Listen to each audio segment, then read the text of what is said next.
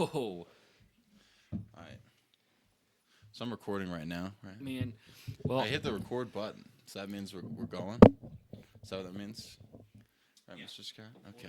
well, That's good, dude. I feel like I have to wear something.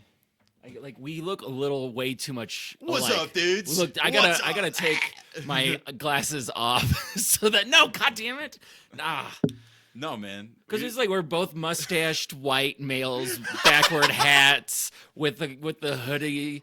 Like I'm wearing Wu Tang. You got who's that on front? Oh, that's your. It's yeah. my boyfriend, dude. yeah. Dude. From white trash to wheat farmer. Yeah. Rotation. What's your Yeah. policy on looking down the barrel of the lens? Do Is whatever that- you want, hell man. yeah, cool. Live your life. Hell yeah. Like Love it. I'll do it to emphasize stuff, but yeah, just like I mean, if you have like a zinger, maybe look at the camera. yeah, man. Just like do a thing like a Jim Halper, look away. yeah, dude. One of those. One sec. Keep all this in the pod. We will. Hell We'll yeah. Keep it in. I'm actually gonna zoom in a little bit on you. What's my frame? I want to. Can you show me what my framing is so I know where I'm? Like as if I've taken an acting class before. As Like you do that, you're going to want to go through some of the other scenes. No, they're all Roughly centered. Yeah. Sweet. Yeah.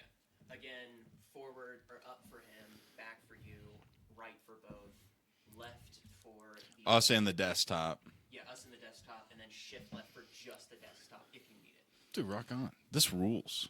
We got quite the setup going on here. sure looks Well, like. now let's go. Let's start rocking. Let's do it. Let's start Rock it getting this stuff and going. rolling it. Do you need or want anything else from me? Or you No, dude, you're good. You're good. You go hang out. Have fun. very well. Goof around. Go sleep in my bed. I don't think I'll do that. Go have a good time. Go crazy in there, dude. Do what you want. All right, let's rock this stuff, dude. Nice. Yeah, man. Hey, cheers, bro. Cheers. Hey, we got Dutchy Cheers. Bros. Dutchy Bros. This is fun. This is my very first Dutch Bros. Very first Dutch Bros. That's nice, man. What kind of coffee do you usually drink? Oh man. Well, I mean, I am buying Costco shit because it's inexpensive. Yeah. Like it's some Santa Fe something, but it's just flavored coffee, and wouldn't normally have it, but it is $9 for a 5-pound bag. So I'm like, yeah, I'm gonna no, it's $19, or I can't remember now. For No, a it's- 5-pound bag? No, it is $9. Yeah, for a 5-pound bag of coffee, it's amazing. So I do that, but if I can, I'm always trying to go to a local spot. That's how I do it. And most of the then time. otherwise, if I can get it, I try to get Onyx coffee from Arkansas, dude. Ooh, I'm not Onyx shitting coffee. you, man. Onyx coffee they are award-winning coffee roasters. Yeah. Have like just been featured in all sorts of like foodie magazines, all these things. That's Yeah. from my hometown. And you wouldn't think that Arkansas would have such a great coffee scene, but holy crap, it's unreal. It is something else. But that's usually what I'm trying to do. But I just avoid Starbucks at every turn. Oh, dude, I'd forget. I'd Starbucks today, dude. Terrible coffee. It's all burned coffee. It's bad. Do you have a theme song? What do you do? What do you No, do with man. this? You No- just- no no theme. nothing. I love it. No theme, dude. JJ's podcast. I don't- Take I don't that know as a clip and now put that at the beginning of every pod, please. Oh, dude. So that way, that's my claim You're- to fame. you're You're cl- gonna you're blow claiming up. fame. You're gonna get famous. Act like you don't know nobody, but I'm gonna be your theme song. Dude, I love Riff Raff so much. Riff Raff might be my favorite person that's ever lived. I'm gonna pull it up fucking right now. Do it. Dude. Get up some riffraff. Put up some Riff Raff compilations, and I don't want to search across my channel. Screw that. Who cares about that? How vain is it that your search history, as soon as you search YouTube, is that Is it me. brings up you? Well, this is your my own thing. This is my editing computer. So that's how I that upload makes videos. sense then. Riff Raff Raff. best of. That's how we do it. Oh yeah, we gotta get those ads in. Gotta get those Gotta get. Look at Squarespace somehow finding their way in every podcast. Even still. Even though they're I not don't technically know. sponsoring this podcast, Squarespace is still showing itself here. Next up will be MailChimp. Indeed.com. I don't know For what- all your hiring needs, you need Indeed. That'll come up. Dude, I like how they always do like an ad for they always do ads for like ZipRecruiter on Joe Rogan. Dude. You think people that are listening to Joe Rogan Our have hiring managers? Yeah, bullshit, dude. Are you kidding me? I listen to Joe Rogan every day. Every day of my life I'm listening to Joe Rogan. I hire nobody. Yeah, you're not searching references. Nobody. You don't need that. You shut the hell up, Scott. Scott just said I'm unemployed. That's not true. I work at You Dutch work at Bros. Dutch Bros. You know what? They don't So let you're just not anybody- unemployed yet? They don't let just anybody work there. Okay. They kind of do. You just have to be nice. Yeah. They don't let mean guys No. work there. No. Yeah, there's a lot of. I know. I think I might be. I think you would cut it. I think there's a lot Oh, of yeah? comics that would not cut it at a Dutch Bros. I don't know if I could put up with people that early in the morning, honestly. I don't think I could do it. I don't think I could manage someone being mad about not getting their extra vanilla shot and their bullshit drink at 5:30 in the morning. Could not do it. It's like working at a coffee shop is practice for getting in fights with like a girlfriend early in the morning because they start off heated, but you're like, oh yeah, we'll get that handled for you. How's your day going? What are you looking forward to today? Is you shut down the emotion and you just say, oh, it's handled. It's like, hey, sorry, this needs an extra shot. Oh, 1 sec, let me get that taken care of for you. And then you take the drink back and you're like, what's going on with you? How are you? Oh man. And dude, you flip it. Like, dude, like I did that. Like, there was this customer that I was dealing with like the other day. They were pissed off. They were like furious, and they were just like, "No, this is not. Where is my drink? It's not. This is the wrong drink." And I'm like, "Oh yeah, we'll get that taken care of for you." And then I just take it back. I'm like, "Hey, they asked for XYZ thing. They ordered the wrong drink entirely. None of the ingredients we put in the drink was what she wanted and what she ordered. And then she just went through and replaced every single ingredient in the drink until it was an entirely different drink. That's amazing. Because she ordered this drink and was like, I want like it was like pretty much like I want like a caramelizer freeze. And then she wanted like a watermelon fruit drink. Yeah, the complete opposite. Could It- not be any different. Yeah, it was dumb. It was just dumb. Yeah. And but I just like did that. I did like, oh yeah, we'll get that handled for you. So what are you looking for instead? And then just do that. And then you start talking to them, ask what they're looking forward to today, and then you go and like just have a funny conversation. I do little quips and stuff in there. See, that is the right move. I'm just saying, my thought is I couldn't do it that early in the morning because I just couldn't put up with it. I just need, because I need to get my anger out first. Because what you're talking about is the perfect customer service move, and it's what I would do when I worked at a little box office at a place called Denver Center for the Performing Arts, and I mean I loved that job and I missed that job in a lot of ways, but talking to people, they would get so mad about the most trivial things, and they'd be like, "I can't buy my ticket, I can't do that." But you say, "Oh no, I can do that for you. No big deal." Because usually, you can do it for them because they're just being idiots and don't know how to use a computer, and so you can just like knock that out. But then you can, while you're typing and doing shit, you can just have a back and forth conversation and just like bring something up. It's like, oh, I see you've been a subscriber here for 20 years. That's so cool. What's the best thing you've seen? Because while I'm searching this up, because I got it taken care of. And then they're like, oh yeah. Like my happy memories, good things. Everyone that had a handle with care customer that like someone, because we get a pop-up saying like, this person has a history of being a jerk with us. They would just say, oh yeah. Like they would have a problem with them. If they couldn't get a manager, they would just come to me because they knew that I could knock it out easy. I would get all the worst and the hardest customers. They would give them to me, and it's exactly what you said. You just flip the script on them, and you just like, oh yeah, what are you doing? What's going on? How are you doing? And then just making them laugh and having a great time with them. And suddenly, then it's all over. And then they're complimenting you and asking you to talk to a manager to say like, oh yeah, this person was great. And I really appreciate the blah, blah, blah, all that stuff. We need to talk about Riff Raff. Oh my god! Yeah, we got to get to Riff Raff. I think the sound's not working. Oh darn, that's okay. I don't know. You're looking at him. Oh, that. Just look at. One Yeah, sec. it's Let's amazing. Just look at this man. I Oh, God. God. That. I like The time and effort the to Z cut that out of his sideburn face. Yeah, what? rules, dude. It's He's nuts. the best. That's so cool. Like, I would almost like want to tattoo that on me just to make it easier for the shaving piece. Just so like you get, like, I a don't little have dotted to. line.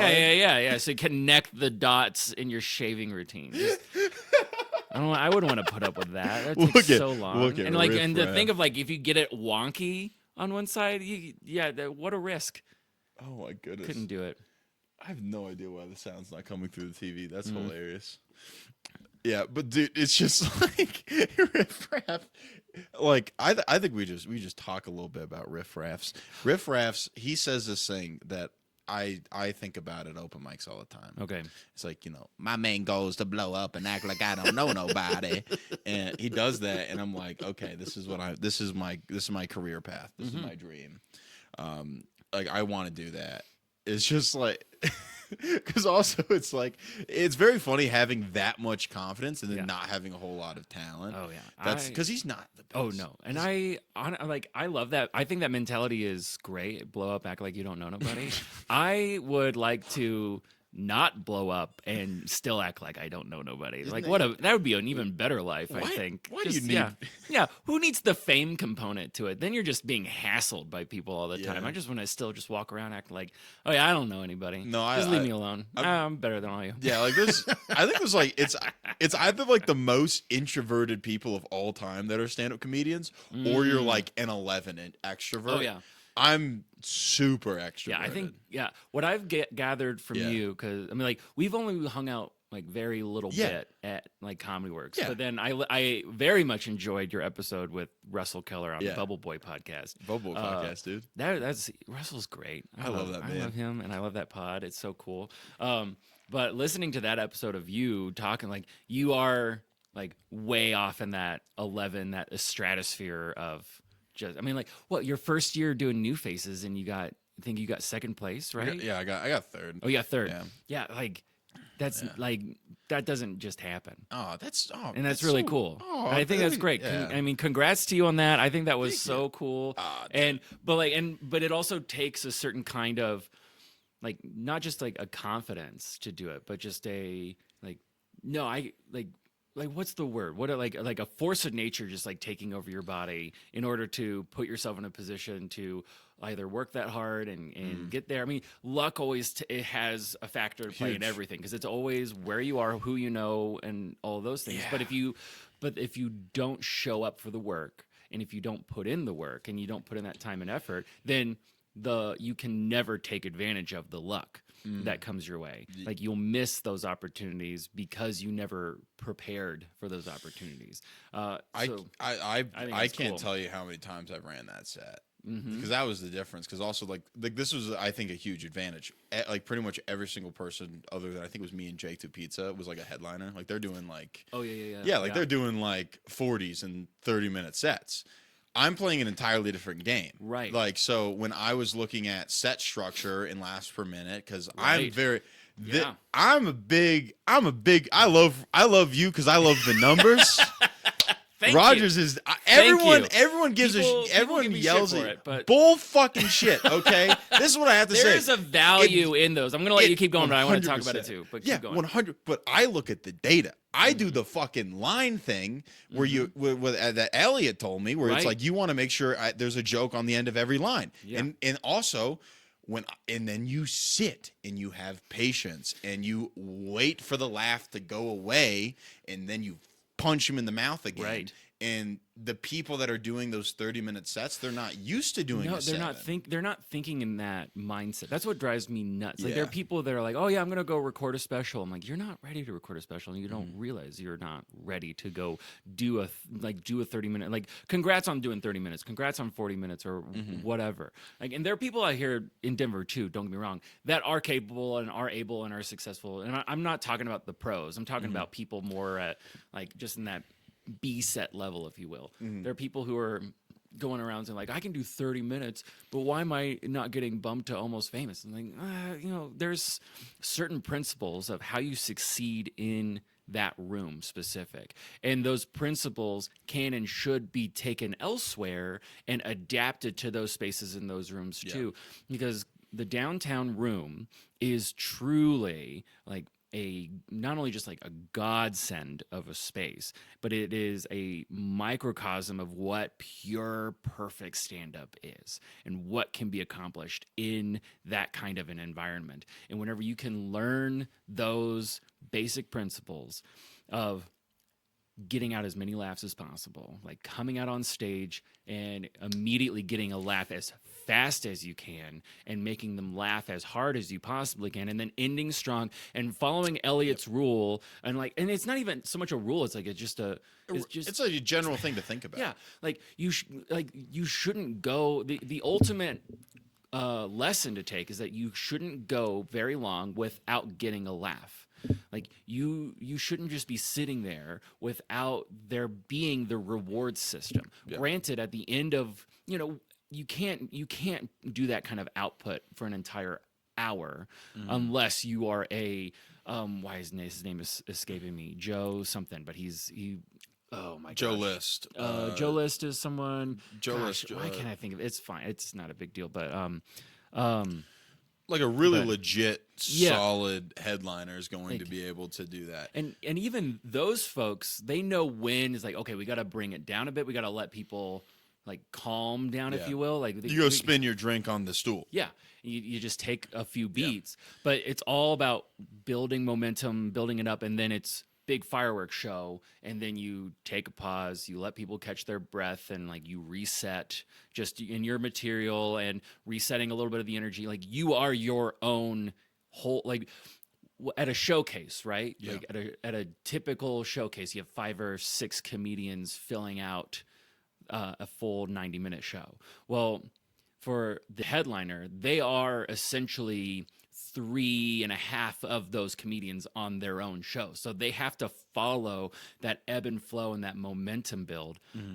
We could talk way too long about this stuff, but I appreciate you bringing up the stats and like how those principles affected you and how they 100%. built up for you. I think there's because there's like two schools of thought there. There's like people that because like you want to take data and you want to look at information. I that's how I am. Is like I want to have all of the tools because it's like I love. Also, it's like I'll listen to headliners that are very like loose on stage and like I'm gonna go riff for these like Adam Ray. He does a lot of crowd work and he would go and he'd riff for like 10 minutes on something and then come back to material. And but like for a contest or something, that was what I was talking about with New Faces, is that like it was to my advantage too, Right. And it was not getting rattled because it's like Right.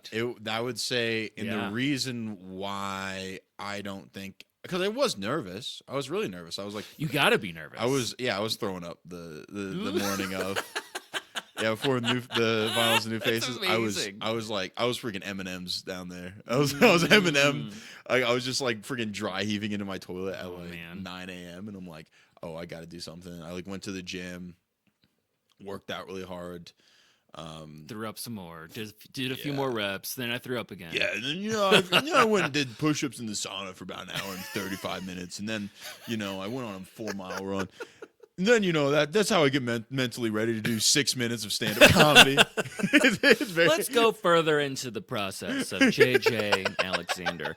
Thank you for joining me today. My name is Roger Haak, and we have the comedian extraordinaire JJ right next to us. JJ, tell us more about the consistency of the vomit that comes up every time you have to perform think about Tell me about just before every set. I'm just throwing up into a trash can. How's everybody doing? Oh God! Yeah, dude. I do. Makes me think that you've seen the Always Sunny bit where she's like, "Hey, howdy, how's everyone doing?" That Yeah, I love that's that. me. I was nervous that was gonna happen. Like, cause I've had this freaking this like dry heaving thing. I've been doing it for like 2 months. Yeah, Where I just like dry heave randomly. man. I think it's. You like, sure you're not pregnant? 'Cause I that's could be usually that's usually what happens at the first trimester. Goodness gracious, Scott. I hate this dog. There's a dog on the podcast. Let's Hell go. yeah, That's good. I love dogs. I do too. No, but yeah, like Anyway. definitely, I was really, really nervous, and like, there's certain things that I think you have to anchor yourself in before like a big thing like that. Yeah. And at least like for me personally, like I prayed before Okay. my set, and like I'll take a breath in a second and realize that like there's stuff out there that's a lot bigger than stand-up comedy, you know, and like it's like this is just a moment. And that also the thing is that I know I'm gonna be okay if this goes really great or if this goes really bad. I know that I know my mom's still gonna pick up the phone if I bomb.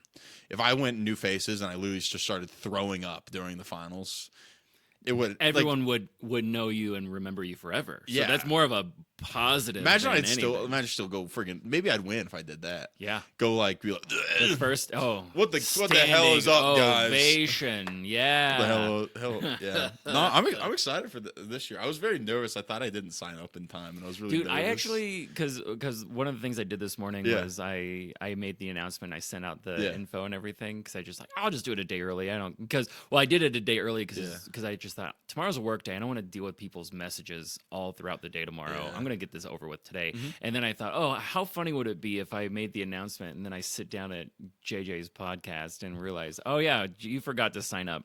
That would be very. I yeah, thought well. I did. I was really scared.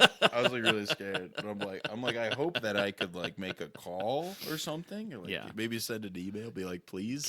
And the answer would be standby. The am answer so is fuck you. over it, dude. That's fair. Like, I mean, I like. Yeah, be I love responsible. this stuff, Be an but adult. like, Yeah. man, like last year was so miserable. Poor And people yeah. hitting me up and saying, "Hey, so I have this thing that came up and I can't do anymore." It's like, why? What you think? I'm just gonna reschedule you? Like I'm here for you to Yeah. fix this? No. You made a commitment, and then now you're backing out of that commitment, and now you need to learn what happens when you back out of said commitments. It's called standby, and that's nice. That's nice of me to give you standby list. But I awesome. really do standby list for my own purposes, so that way when people drop out, I can fill it in with the people who do give a shit enough to actually be a part of this. Like Yeah. what I mean, what I ought to do is just like, okay, now the show's going to be 10 people and whatever, like who cares? But I mean, functionally, you want to fill in those spots and etc. But what was the other piece of that? Like, I don't know, but like I loved New Talent Night. I loved being a part of it. Like I voice any frustrations just for like the hilarity's sake of it, and just but also to show to everyone, like because people, I appreciate when people bring up and they say thank you that the job is a thankless job. Yeah. And I can't tell you how much it helped me. Like the notes and stuff was like something that I would say is one of the things that helped me improve the fastest, because a lot of the times I think a big differentiator is that I'm very coachable. Oh, that's cool. I'm very much, that was something that I always prided myself on in like football and wrestling and stuff. It was like I don't have all the answers, and honestly, like the fact that I could, like Rick Kearns can go be like I use a tag Rick Kearns gave me. What's the tag? It's when I have this bit where I do the glasses on glasses off thing, and then I have I remember this. And then I had this bit where I was talking about me asking this girl out, and then her saying no, and that's where the joke ended. But he's like, "You should take off your glasses and say, 'What about now?'" And then she's like, "Hey, I'm just proud of you for asking." And then that now is like an applause break in the set, which is insane, which is so that's cool. great. Like, and like it's the thing is like I could just be like, you know, what do you know? Screw you, man. It's my act. You beat it. Like the people who poo-poo on notes or poo-poo on feedback, like I get that the notes and feedback aren't for everybody and that not everything's going to fit, but like there's something to be said about someone watching your set intently on wanting you to be better and wanting to just be there for you, and for people just to knock that away like it means nothing. You're just wasting. What are you doing here? Why just move to Omaha or somewhere and just like tell jokes there? Like don't be a part of this. Like if you're not going to take advantage of something that's being gifted to you, then leave. It's not worth it. I was going to ask you, what's your favorite notes that you've gotten? Ooh, favorite note. Well, I do this. They told me really, like honestly, after my first set to like stop being here. Like I'm really. I kind of remember. I kinda started remember really that. scared, and like the thing was is that like just be like, hey, dude, like I feel like this you're seems like an gonna- Elliot note. yeah, for sure. and he's like, dude, you're really tight. Like, Yeah. it's like your jokes are funny. It's just if you can open up like Mhm. 25%, Right. you're gonna do much better because the audience, like even subconsciously, is gonna pick up on the fact Exactly. that That's you're what I was going to nervous. bring up. Yeah, This is an and Elliot Woolsey note. yeah, for and it helped sure. me a lot. And now, dude, I'm falling down on stage. I like You are. I'm very and I'm funny. doing that, and I'm like I do this one where I'm doing my impression of Joe Biden's sign Yes. language interpreter, and now I'm like going like I'm doing like getting animated, and Yeah. then like it's doing exponentially better than when I was like Yeah. Right. like kind of. I think like it's gonna sound kind of douchey, but like sometimes you gotta let your nuts hang on like some jokes and stuff, Yes. and it's hard. Yeah. It's hard. Like Yeah. when you're sitting in the discomfort of like this could go really bad, Mhm. and you're like, you know what? Let's lean in and twist it 25%. Because like when even like last night when I did the Joe Biden joke where I talk about like asking girls out, like Joe Biden gives a presidential speech, I felt the audience pull way back. Right. And I was like, okay, what's my out of this? I'm like, okay, if you don't like this joke, just put Mitch McConnell in there instead. Okay, it's the exact same joke. Then gets That's out of it, brilliant. Yeah. gets a joke, and then I go do the same exact act out. I still fall down, do all the same stuff, and then I go close on sniffing their hair. Then that gets a laugh, and then I kind of label it. It's like, some people give me a hard time, and then I go into after that. I do the Joe Biden sign language interpreter thing, which objectively, if I switch the order of those two jokes, that sign language interpreter joke I think would genuinely go worse because they're going to be like, that's really mean. Actually, that's our president. He's a really good guy. But because I set it up like that and then I come in, that joke then does better than the previous one, which is crazy. And there's certain like things where you think about set structure and things like that. Like that's why I think there's a bunch of killers out of Denver. Oh yeah. Because you have to work out of this room that you have to be extremely tight. So also like, dude, the thing is like if I go to any other city, I'm like, oh yeah, I'm not bad. I'm not bad. Like I For feel sure. good. There are two things. There's one thing I like. You pulling out of the joke or figuring out how to get out of the joke.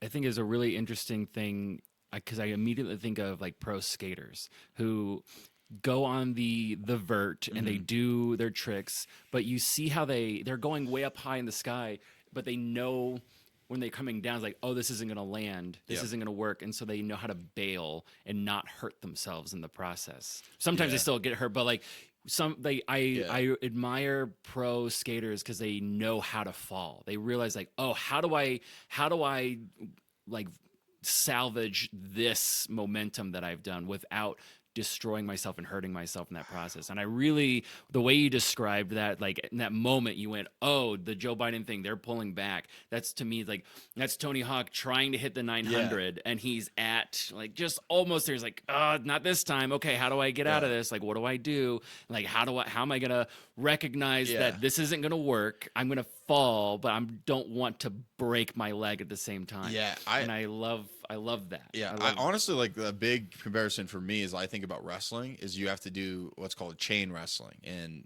wrestling is that you try to go it's not about one move, and I think a lot of the times comics just go joke. It's about the connection pieces in between different bits. That's like the massive improvement that you end up having is like you go from like just having kind of like this to this to this, and then you figure out it's like where the audience doesn't know where one bit ends and the other bit begins. Like all that's so big. It's so that's how you build that's how you build hours. Oh, is absolutely. like by having like you have chunks obviously, but it's the ability to kind of transition from topic to topic. Yeah, to duck and weave a smoothly. little. Yeah. Yeah, Like and also if you can figure out creative ways to get a laugh in your transition in between jokes. That's the move. Yeah, if you can do like small little things like that, it's super cool. Is this what the podcast is? Just talking comedy theory? You just do whatever the fuck you want. Because there's all this to do with the AV stuff, and I'm sitting here thinking like, what are we doing? Are we gonna do any setups and bits and like playful things? Or are we just gonna talk? Because I mean, I'll talk comedy theory. I love that. I just was like, oh, I feel bad. Am I forcing you to talk comedy theory? No, dude. I talk about whatever the guest wants to talk about. yeah. Like we're probably gonna touch on some news at some point. I'm gonna go pull up We can freaking we can do New that York too. Post and stuff, trying to Nice. get some quips. Hell yeah. Well, Clips out of that. another piece you brought up when Yeah. you said like when you go out of state or you go to a different place, right? Yeah. And you say, "Oh yeah, I'm good. Like I know how to knock this out and how Yeah. to do things." It's so interesting.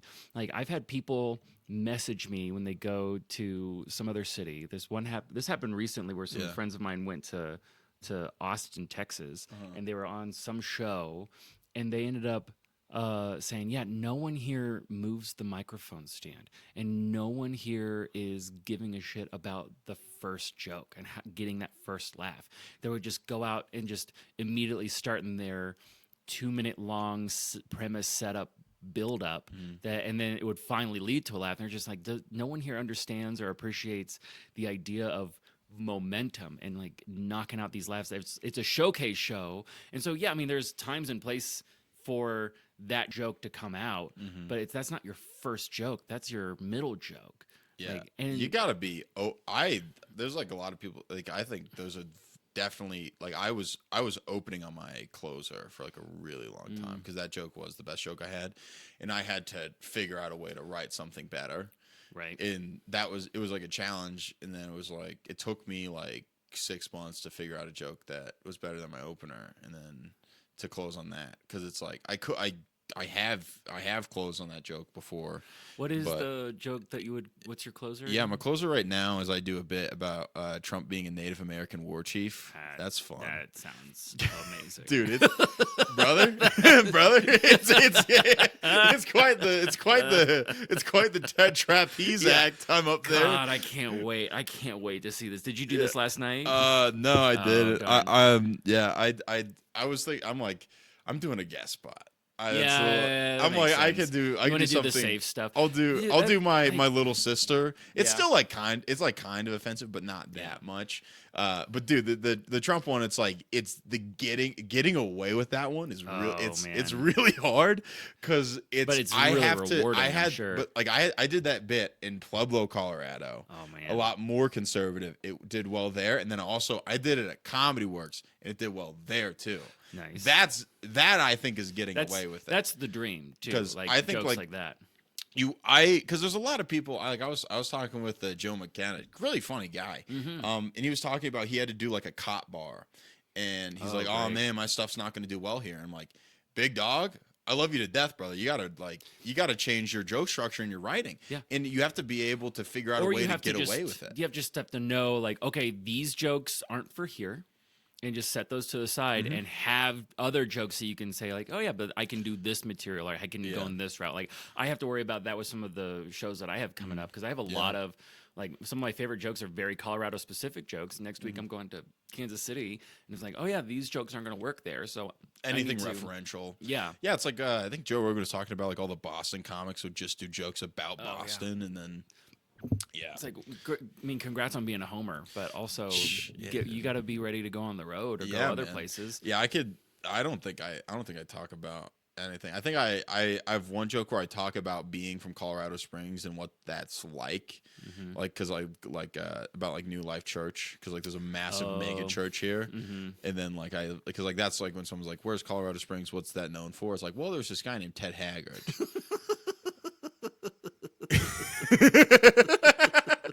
Yeah, who had a little bit of too much of a good time. You know what I'm saying? He had went a Too little. much fun. You know what? You know what? Why can't guys have fun anymore? That's my question. Okay, all these That's an people- opener. Yeah. No. Why can't guys have fun anymore? That'll work at the cop bar. There you go. Why can't guys have? Why can't you just Wait a do a minute. little bit of crystal meth with Why the butt can't- yeah, with your hello. bros, with the fellas? Smoke a little crystal meth, have a little fun. You know, Mm-hmm. go to the. You're hiring. Yeah, dude, go to the Dave and Buster's with your boys. You know what I'm saying? man. Go get. God, Yeah, what a so I blast. have a bit about like about just explaining like the Ted Haggard thing, which is very funny. That sounds like a Yeah, it's just like because a lot. It's very funny, and it's and also like like literally I was like nervous about this because it's like I think like I could be a guy that could do churches because I do work pretty darn clean. Oh, okay. And I'm like, oh, I might have to. You're trying to whenever Derek Stroop blows up, then you can fill in and open up for John Christ. Yeah, that's the goal. I love it. Yeah, because I work pretty darn clean most of the time. Like I don't swear in my act and I don't talk about drugs or sex. Okay. So I'll talk about politics, but that's pretty much it. Yeah. And like with that, it's just like I was like, maybe I shouldn't talk about this. I'm like, yeah, but I think like if anything, like you should be able to take constructive criticism, like as if Absolutely. you're like, yeah, it's like the hypocrisy was just like the part that made that situation kind of so like newsworthy, because he was just like the super homophobic guy, and then comes in and just like you find out it's like, oh not only is he gay, he smokes crystal meth. And he's a multi-millionaire. It's amazing, dude. That's the life, man. Dude, wow. Maybe that's great. Dude, that's like Jekyll and Hyde. Like, dude, that's like crazy because like a lot of the times when you're incapable of saying that you're bad, because the whole point of freaking like Christianity is supposed to be like, you suck, you're a bad guy.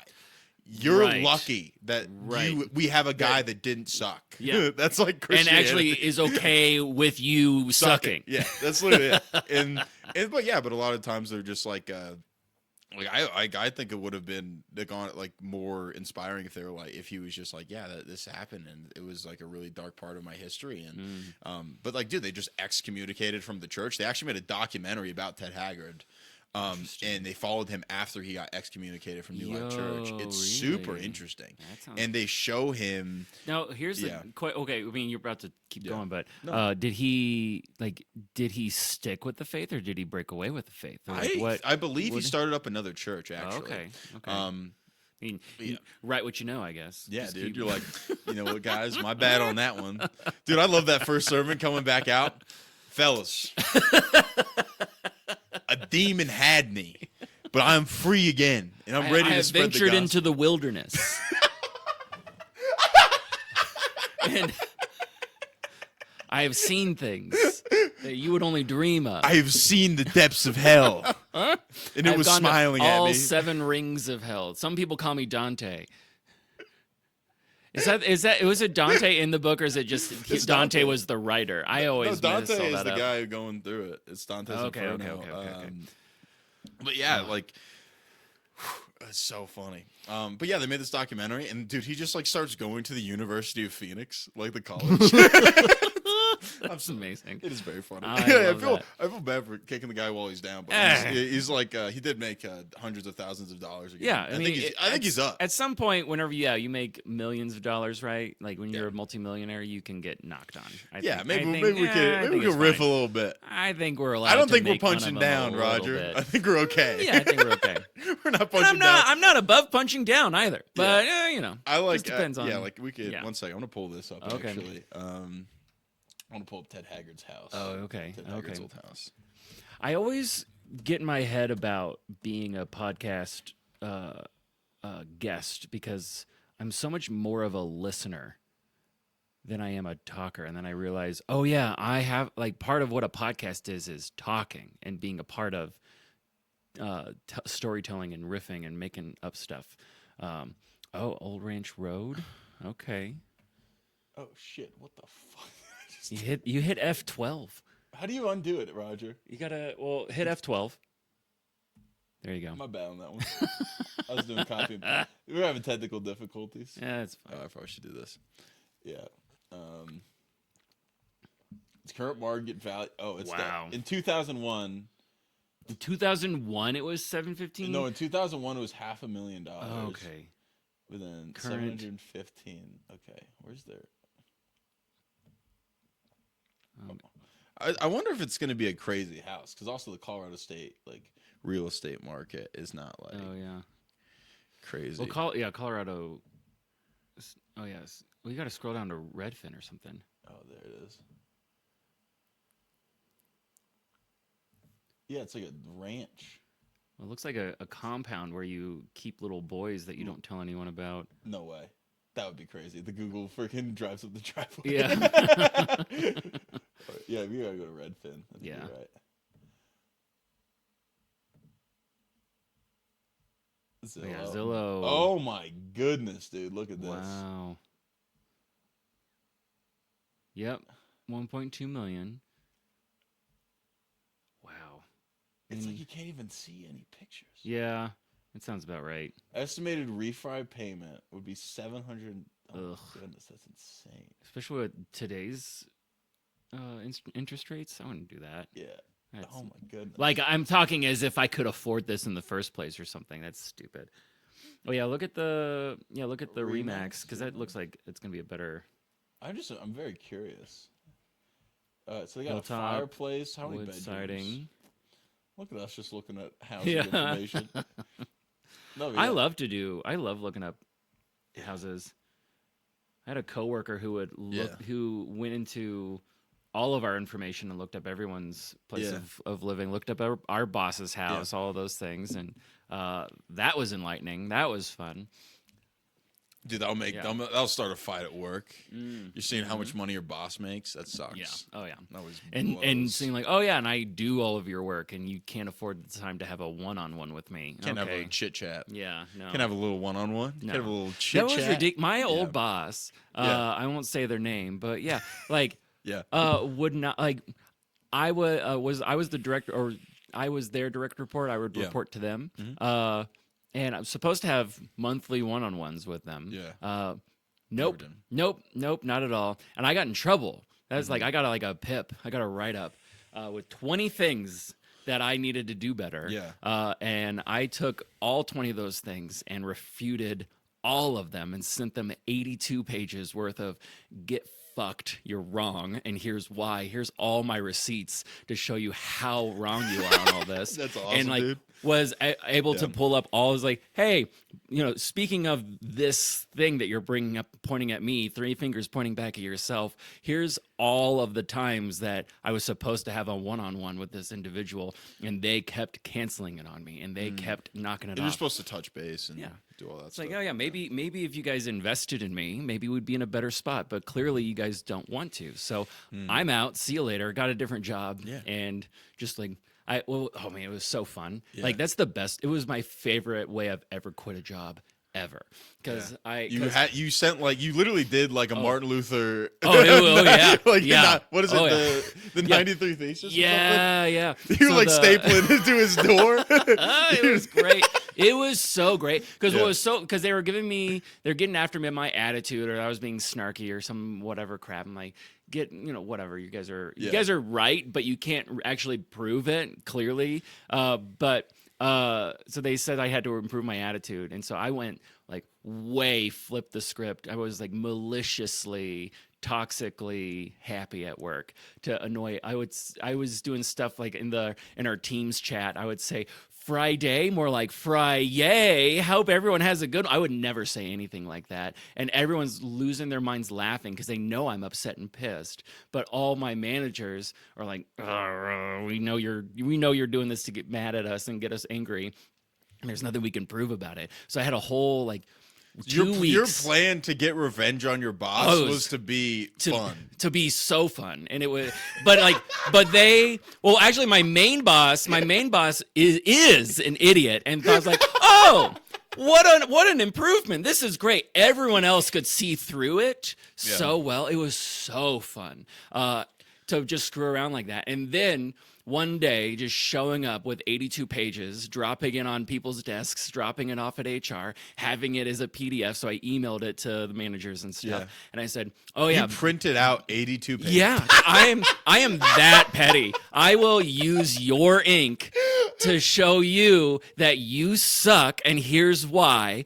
And I gave it to them all, and I said, by the way, I am quitting, and I'm here for a week. I'm giving you 1 week's notice because I'm going to start my new job in a week, and I'm going to sit here and collect a paycheck because I don't care about you guys anymore. Yeah, dude, And you're eating all I'm the out. snacks in It the was, break room. Oh, it was great. And like that day, then HR called me at the end of the day and said, so we can tell you're a little upset. I'm like, oh yeah, really?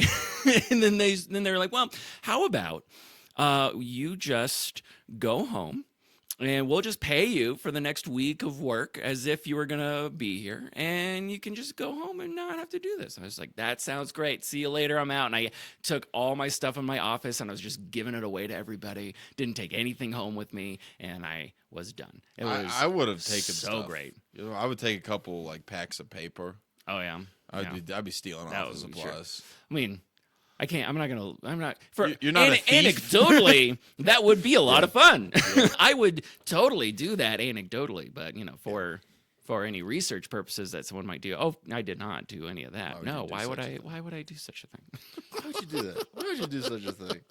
I do think just like the mental like image of you handing someone 82 pages Fun. so funny. It was. Have you ever talked about that on stage?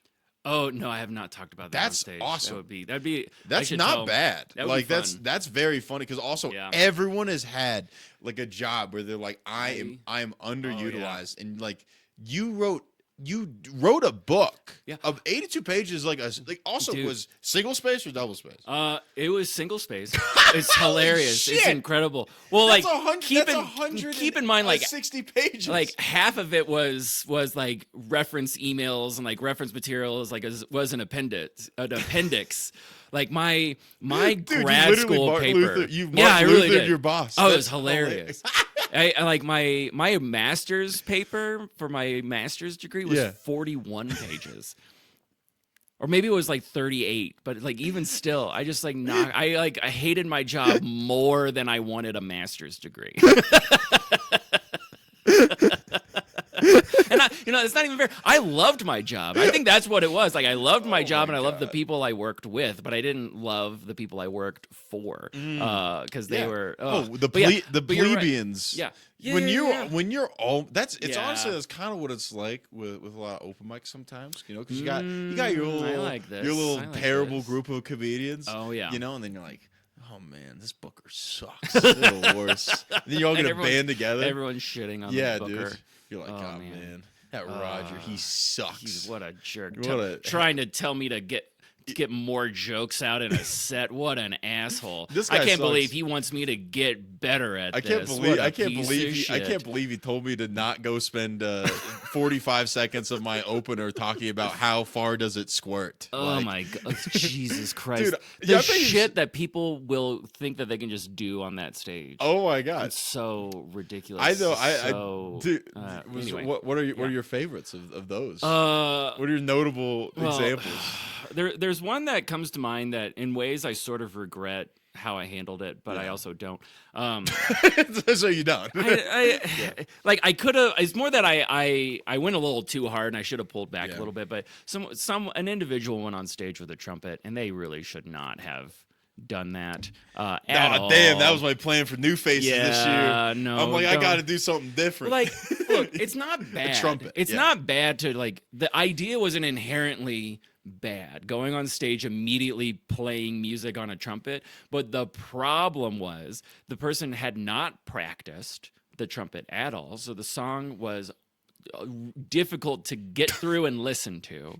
And then the other piece of it was that it led to no joke. It led to, and then they had to stand there with a trumpet the entire rest of their set. Like that was such a goddamn waste of everyone's time. I wish it it was like so bad. It was so like it was just so. I mean, it can be great if someone wants to go on that stage or any stage with a trumpet, with music instruments or blah blah blah. Like do weird shit. But you have to be intentional with it, and you have to be good at it. You can't just like I'm gonna get my computer out. I'm gonna do this whole rinky dink audio visual thing, and then suddenly. You can't actually execute it, and you have 3 minutes on that stage when you're a C set, 4 minutes when you're a B set.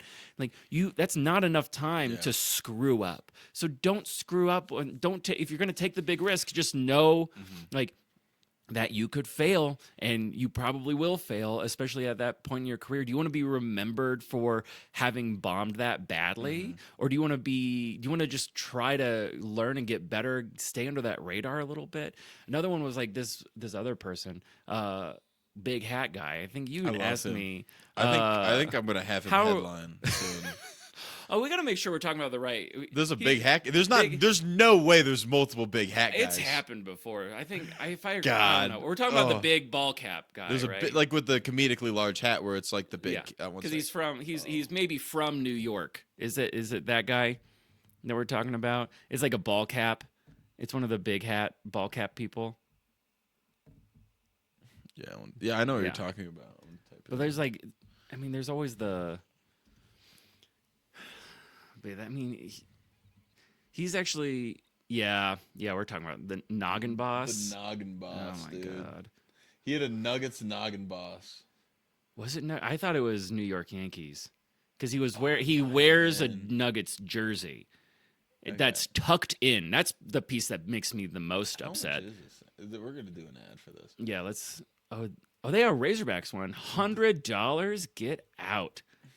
I'm gonna go buy Gross. this BYU. Why would you? Oh, Let's go get this God. BYU Oh bring. my God! Why would you do that? I can't wait till I get to go. I'm gonna have to do 5 shows to then go buy this BYU Cougars Yeah, big nice. hat. There you go. Oh, so Like- buffs this thing. Look, if you want to go on stage with a big hat, that's cool. Like whatever. If you want, what I always loved and appreciated about Woolsey, and what Woolsey always kept me in check on Yeah. during New Talent, is that he advocated for the weirdness. Like the stage is allowed for weirdos, and the stage is always allowed for people to take risks and to be weird and do the weird thing. And he was always better at supporting it than I was. And that was I think my mistake, or the thing I regret. I regret going too hard on the trumpet player person, and I wish I hadn't. But I also I also needed to give the impression on them, like, look, you got to respect this stage, and if you got to respect the risk you're taking, because you Yeah. clearly didn't, and there's a lot of things that are going wrong. Anyway, big hat person though, the set was, this person got a lot of laughs. And it was a good set, but then the problem was the people were laughing at him, not because of his material. It's like because he was a spectacle, and he is not aware enough to understand the difference between the two. And then what made it even worse and what compounded on it is that when Ben Bryant went on stage, he was doing riffs making fun of Big Hat Guy, Killing. and it was hilarious. But then Big Hat Guy decides he's gonna go running up and down the aisles, stealing the thunder of and the attention of what's happening on stage. And like, look at me, it's me, the guy he's making fun of. Blah blah blah. I was livid, livid, angry. You can't be pulling crap like that, because that's disrespectful to the performer, disrespectful to the audience who paid tickets or didn't pay tickets, but they're there to have an experience, and you're distracting that experience from them. You're not adding to, and it's just that's not a behavior that should ever be welcomed. I don't think in any comedy space. What do you need help with moving the table? Just a tad. Okay. Yeah, I just don't want to touch the microphone. I didn't think about it. Yeah. Because maybe there might be knocking. We could have just freaking Ruined an entire podcast episode. I'll just drive it back. I don't care. That's fine, dude. I've had so much fun so far. I'm glad. I'm having fun too. Like dude. this is like This is what so I like nice. the idea of doing Yeah. podcasts simply because like for the last 5 years, I haven't been able to spend time with people. I've been stuck behind a wall in my little corner doing all the admin stuff for all things New Talent, and then I'm just sitting there pressing a button, timing everyone's sets out to try to give everyone some data to look at. I can't tell you how And I don't get to talk to people or have like real relationships anymore. Dude, it feels you're- like so. This is I think this you're is so funny, nice. man. Oh, I thank think you. you're so funny. Thanks, dude. I love watching your sets. I man. love the freaking Ned Flanders joke. It makes me so it's happy. so fun to do, just to throw it out, because it's I mean, it's a nothing joke, but it's like, instead of saying, I know you guys are thinking I look like Ned Flanders, instead just like, hey everybody, I'm Ned Flanders, and just That's funny. That's I love it. way, and that's what people I think make mistakes on whenever they're trying to do their "you look like" jokes, Yeah. and especially when they watch a New Talent show and you're like, oh, I'm going up in however many, and then you watch 5 comics in front of you say like, yeah, I look like blah blah blah, blah. Like, and they are funny jokes, but if you hear 5 of them in a row, it can wear people out. So you got to find ways to disguise it when you can. Whoa, That's why I say the Ned Flanders thing the way I say it, because I think I mean, like you said, it's funnier, but also it's like, cool. I know it. I've I've passed around this little barrier that can happen if you're not paying attention to a show. That's one thing that one of the notes that we would give to a lot of folks, like, watch. It's so important. And this is something I wanted to talk about earlier too. It's so important to watch the show and watch the people in front of you. There's so many people who do not watch the show, or I'm one like, of those. and it can be new talent, or it can be any show. Like, it's so important to watch the people in front of you, so that you know what to comment on, what to not comment on, or like, oh, this person told a joke that's pretty close to my joke. I better not. I better pivot, or better change my plan, or what have you. Like, people complain about people will complain to me, and they'll say like, I hate opening, I hate going up first, I hate hosting. I'm like, why? You get to be the first one. You get to say, you have the clean palette. You have the canvas that's empty. You can do whatever you want, and you don't have to worry about who came up before you. You get to set the stage. You get to show the world what a comedy show is. That's great. I love going up first. I did a show last night, and the host was not good. I'm not going to say their name. I need to. Oh yeah, right. I like. They have like. Let's go talk shit for 45 minutes. Like, I want to talk shit, but I also feel bad about certain names of people to talk shit on. But you're like, what if they book a show? Yeah, right.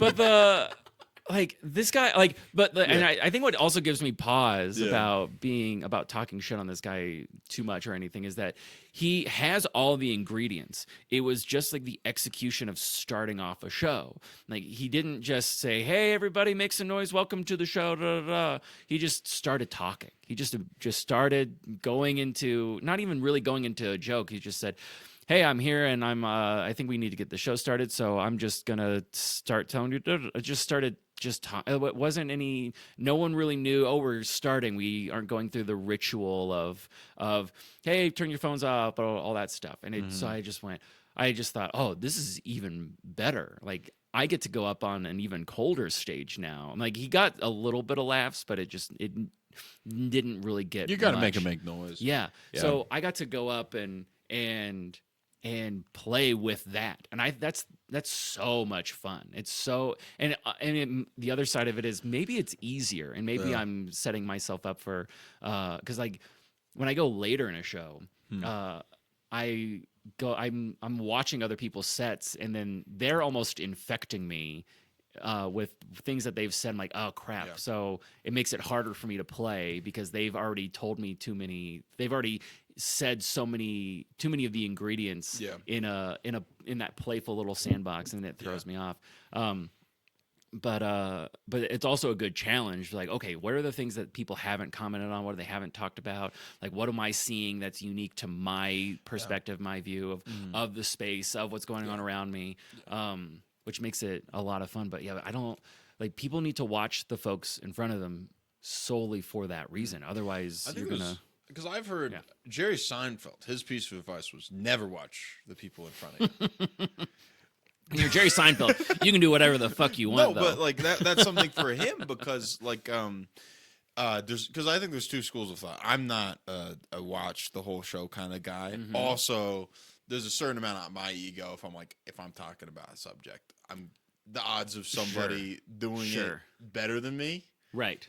Maybe I'm like on a new talent night, it's lower, right? But like on a showcase or something, maybe like also there's a couple. It's usually pretty rare, but there's some headliners that are like, hey, just don't touch XYZ topics. Right. But you have those conversations with the headliners and stuff. It's pretty rare, to be honest. Like most of the time, I haven't ran into that yet of a comic being like, hey, you need to do XYZ. Like pretty much like unless I'm doing like a clean show, that's really been the only time I've encountered that. But I think because there's also a lot of times like there's people that get in their heads after they watch the whole show and they're like, okay, this guy, he did this joke about this. The audience is going to hate mine. And then a lot of times the audience Yeah. doesn't really care. Yeah, Most of the yeah, time, yeah, it's yeah. like because I've been on shows like I went up early on a show and I did like my Trump impression, and there was a guy that had to go up and do a Trump impression after me, and his joke was not as strong, and he ate it. Yeah.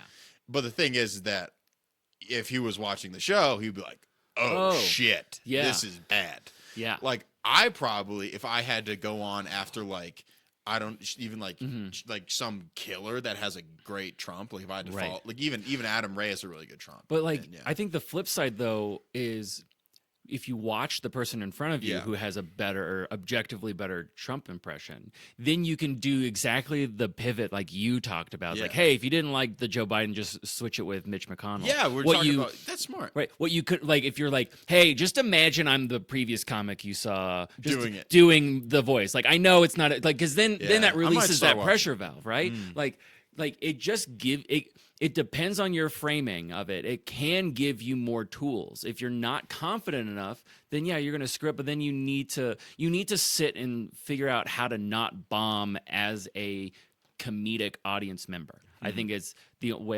best way I could put that. But then, what was the other thing I was going to say in regards to that too? But We're talking about watching people's sets. oh, because I've seen headliners when I was a door staff at Comedy Works, I would see big name popular headliners, and there would be like a Denver person that would come out, make whatever joke, and make whatever. Actually, it was usually a reference for someone in the audience. Is especially for the crowd work reasons when there's this little magic that happens in the room itself where the comic comments on so and so who's dressed in a certain way or looks a certain way and all those things. Yeah.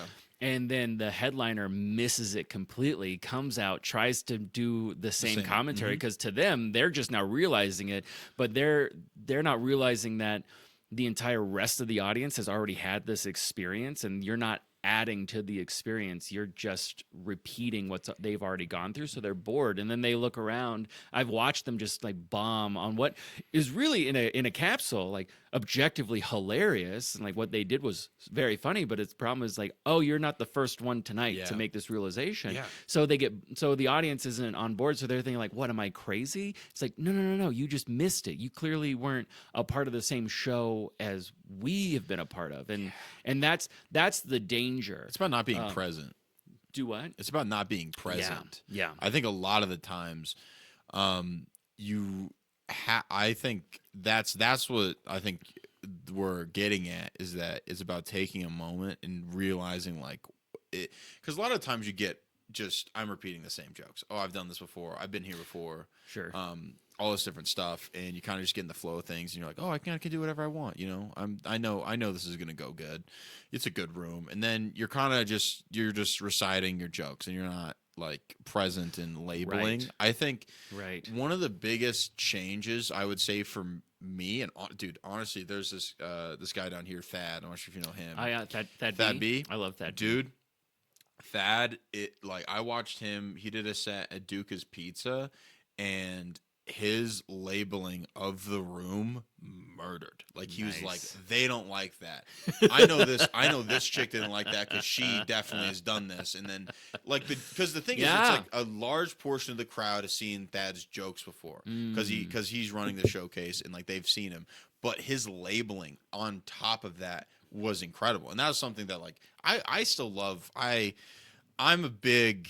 There's a couple comics that like you kind of like they don't like watching stand up. I do. I still love it. I watched Russell on that show, and he ate a whole Pizookie on stage, like like a pizza cookie with ice cream. Yeah. And also he went up when we were talking about being present and in the moment. Me and him were talking about like, man, we should try to get crayons and try to go do these like the kids menu. We wanted to go do the little games on the kids menu, and we were looking for in this word search, and he couldn't find the word slice. That's hilarious. So what ended up happening is he went back in and like literally was like, find slice on here. That's Cole, my roommate. Oh, hi, Cole. What's up, Cole? What's up, dude? Going What's well. up, dude? Doing a little pod. Freaking, Nice. we're gonna cut this out. Piece of shit, ruining my flow. It's my fault for interrupting and saying hello. That's fair. No, man. No, but yeah, like No, but like Russell handed like audience members. He's like, find slice on here, and he like gave them the kids menu. And dude, it was And killing. It was killing, that's dude. so It was like I great. was like crying. But it's like being present in the moment. And Slice was not on the word search. It was amazing. a misprint. That's and amazing. the girl, like Russell, asked for crayons, and they're like, "We're out of crayons." And he's like, How can you not? he got have really crayons? mad. Yeah. Like he's not like mad, but like Yeah. She was like, would you want a pen or something?" No, and, it's Russell, a kids thing. It's crayons. Come on. Yeah, like that was That's Russell. very What on brand Russell was for doing. Russell. Russell was like, "No, it's crayons. We need crayons." And then I was like, "Sorry, I ate them all before the show. That's my bad, guys." And then yeah, Russell like got like the Sharpie, and then the girl was like talking to Thad, like the manager, and she's like, Yeah. "Slice isn't on there. I'm not gonna tell him." She just did. She knew it. And it's like, I'm gonna mess with him. Oh, that's it's so good. So great. Because I saw Russell, and he did man. legitimately get frustrated. Oh, I there believe was that. real emotion I in it, 100% believe that, dude. It's too funny. And I love these kind of those indie shows, the small shows. Yeah, I think so much those fun. are so much more fun than the big name shows sometimes. Just like I think it's about the lineup, Oh, in my it's- opinion. oh, yeah, it's about definitely the who's lineup. your, who's on the show, hanging out. Yeah. And like who's the host. And like I agree with Elliot. Like a show is defined by its host. Like you can tell if a show's really good because the host was really good. But yeah, for sure. Yeah. Lineup is very key. Yeah, that's like I think for just like having fun because Oh, I've been on like decent rooms, Yeah. but I'm like, you know what, this is not going to be a good hang on this one. What's the worst show you've ever been on? Oh man, well honestly, probably my first show I would say was the worst. Okay. No one came. No. Oh, so Zero. It's just zero people. Like Yeah, not like so that's not there not is like, no oh, show. there was like no one in there and there's a table, Yeah. right? No, it was zero folks. Was it just the comics on the show? Yeah, it was just the comics on the show. And we're like, Okay. should we do it? Should we just do an It was open my mic? first ever gig. It's my first ever gig. Oh, And I was really excited. I posted about it on Facebook. I almost brought my family. oh man. They didn't come, thank Christ. Yeah. And then I just went up and it went really bad. Yeah. And then I was like, is this what comedy is? And then I got paid for the show 6 months later and I made I swear to God. Like it was it might not have man. actually been 6 months. Still. But it was a comedic amount of time after the show is when I Yeah. got paid for it. Like an absurd amount of time. Like That's more so- than months. Like What- I what did- forgot. What did you get? Like $10? Oh no, I got $5. Hell yeah. I got $5 for doing Wow. 12 minutes at Battle Mountain, which Where? is a venue which is right next to the homeless encampment here in Colorado Okay. Springs. There's like the Springs Rescue Mission. Okay. Right down the street. That's where Battle Mountain was. Wow. And you couldn't even get the homeless to We come to I the was show. thinking I was like, we Wow. should just walk over. There's 9 tents outside. Hey, That's come on in. No, we won't invite them in. We'll go yeah. out to them. Oh, there you I'll go. do a tent comedy show, dude. Okay. I'll be like, freaking smoking crack rules, right, guys? This guy knows what I'm talking about. As he's like with a spoon and a Yeah. lighter. Yeah, Just that like- that would have been that would have been that would have been better. way more fun. I just spit on the microphone and it is so wet. I'm so that's funny. such. Ah, I'm a that's garbage why you put these on there. Yeah, it's actually not for sound. It's for aesthetic fluid. purposes. Yeah, it's for fluid. fluid. It's a fluid blocker for the That's great. microphones because I spit. What is very funny, I just started like emphasizing punchlines more. Okay. I start spitting a lot of the time. I've Interesting. started accidentally taking the Broadway actor route. I go like bah, and like Okay. I'm doing a little stroop sometimes because I'm a loud guy, just naturally. But then kind of on stage I would like fold up. But now I'm back and I'm like, duh, I'll be loud and I'll like see Flex go into the audience, and I'm There you like, go. I either could talk about this or not talk about it, and I never talk about it. And I'm like, I know that I'm spreading COVID right now. Yeah. Oh yeah. I'm. You guys probably should go see a doctor Yeah. because Yeah. I know where my Yeah. my mouth has been. You're the COVID spreader. Yes, You're the Gallagher of COVID. Yes. Is really what you are. I just go instead of smashing watermelons, I'm just spitting into audience members' mouths. Yeah.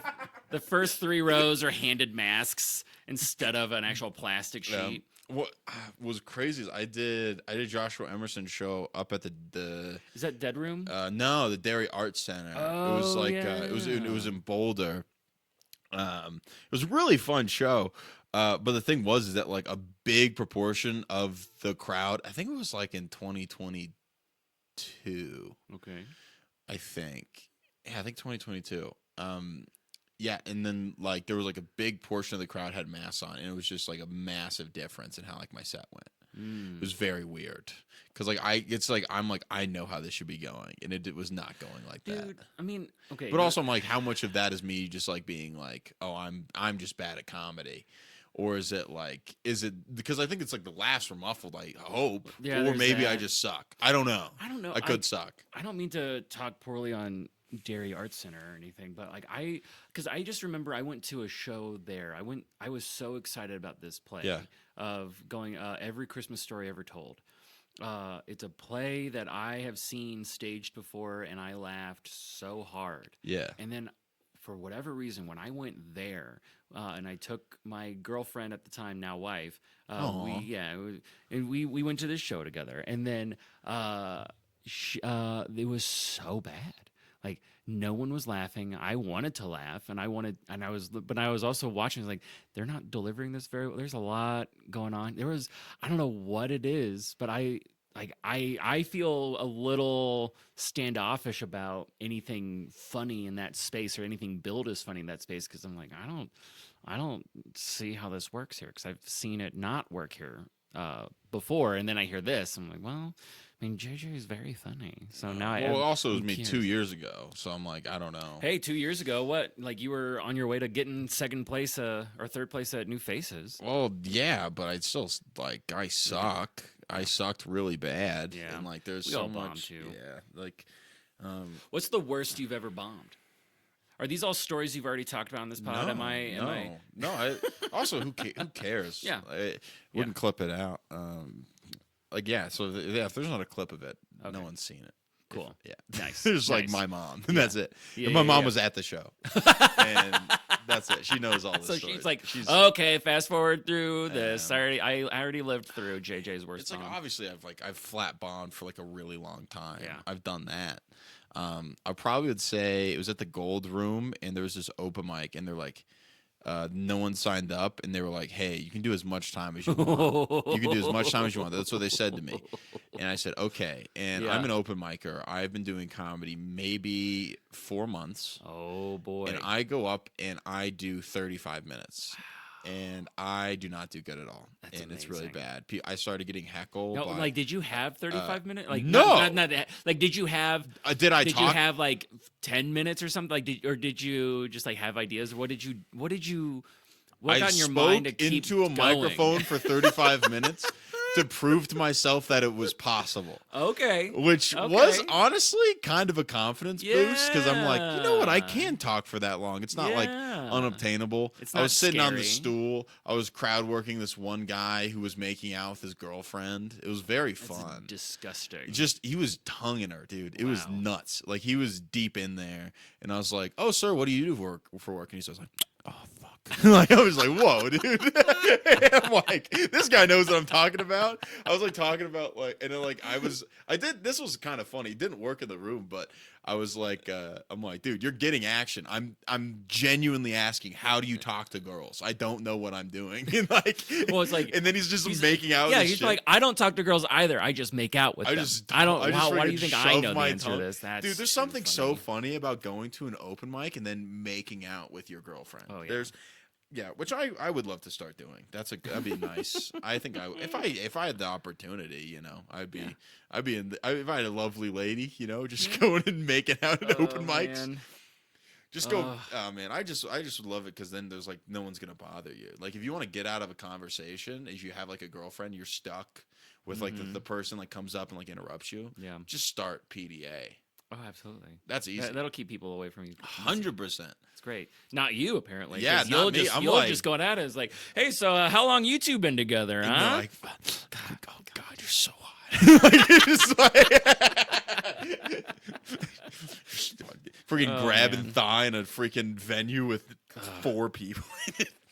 The real trick is getting to whenever you have people actually having sex during your shows, which I have heard stories of that happening, and people having to get kicked out because they were going at it. Back Yeah, in that's the my back. bad of that last New Talent night, man. Whoops, whoops. In the back row at New Whoops, Talent night, yep. just laying down on the floor, downtown Comedy Works, going crazy. And that floor, I've cleaned up so much vomit off that floor.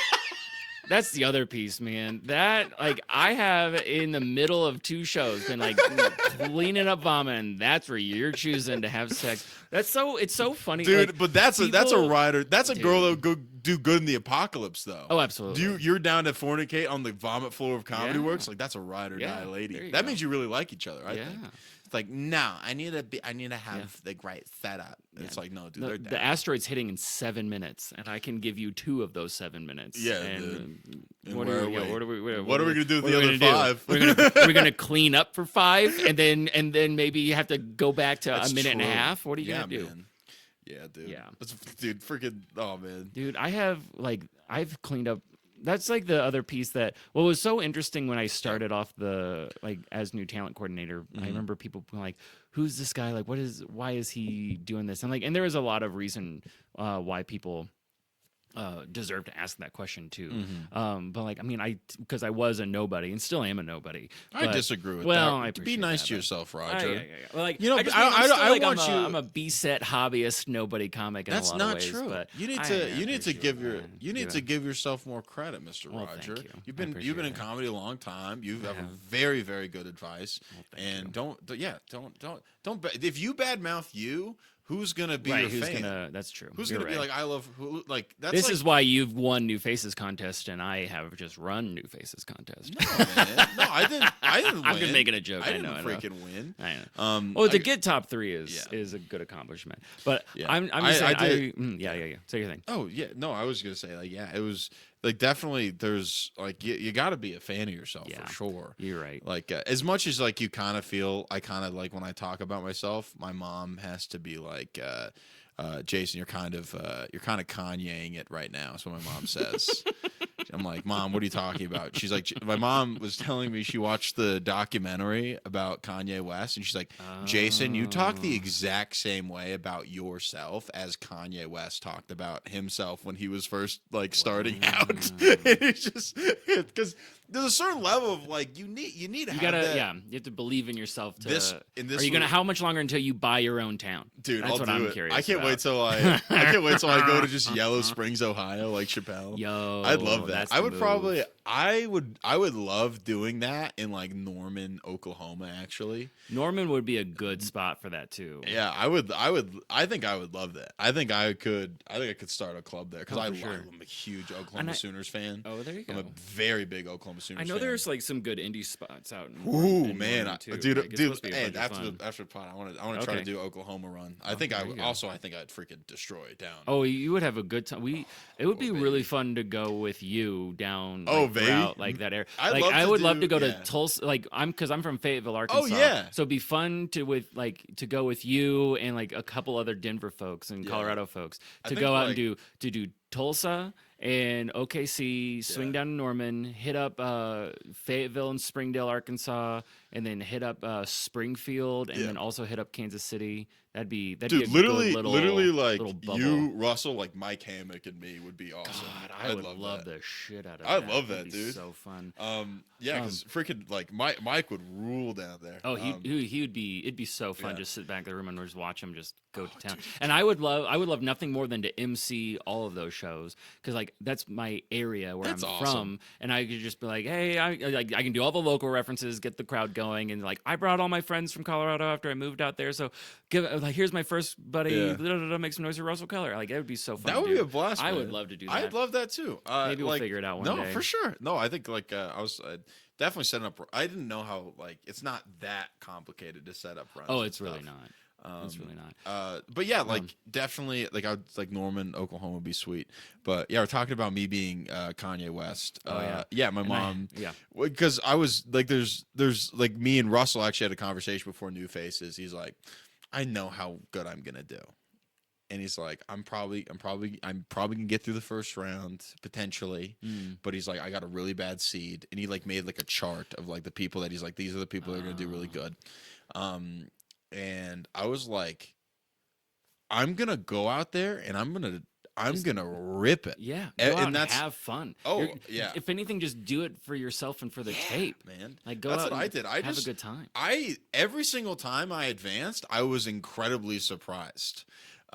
Every single time, I'm like, well, this is it. There's no way. And then Yeah. I was like, like every time, Yeah. And then I remember when they like announced my name the first time. It was I think it was Jones. I think it was Hannah. She brought me up as she's like Josh Alexander. I'm I like, remember and I'm that. like, am I an funny. asshole for believing like that's fucking me? 'Cause, like maybe it was like a different guy, and I'm just like just like a narcissist.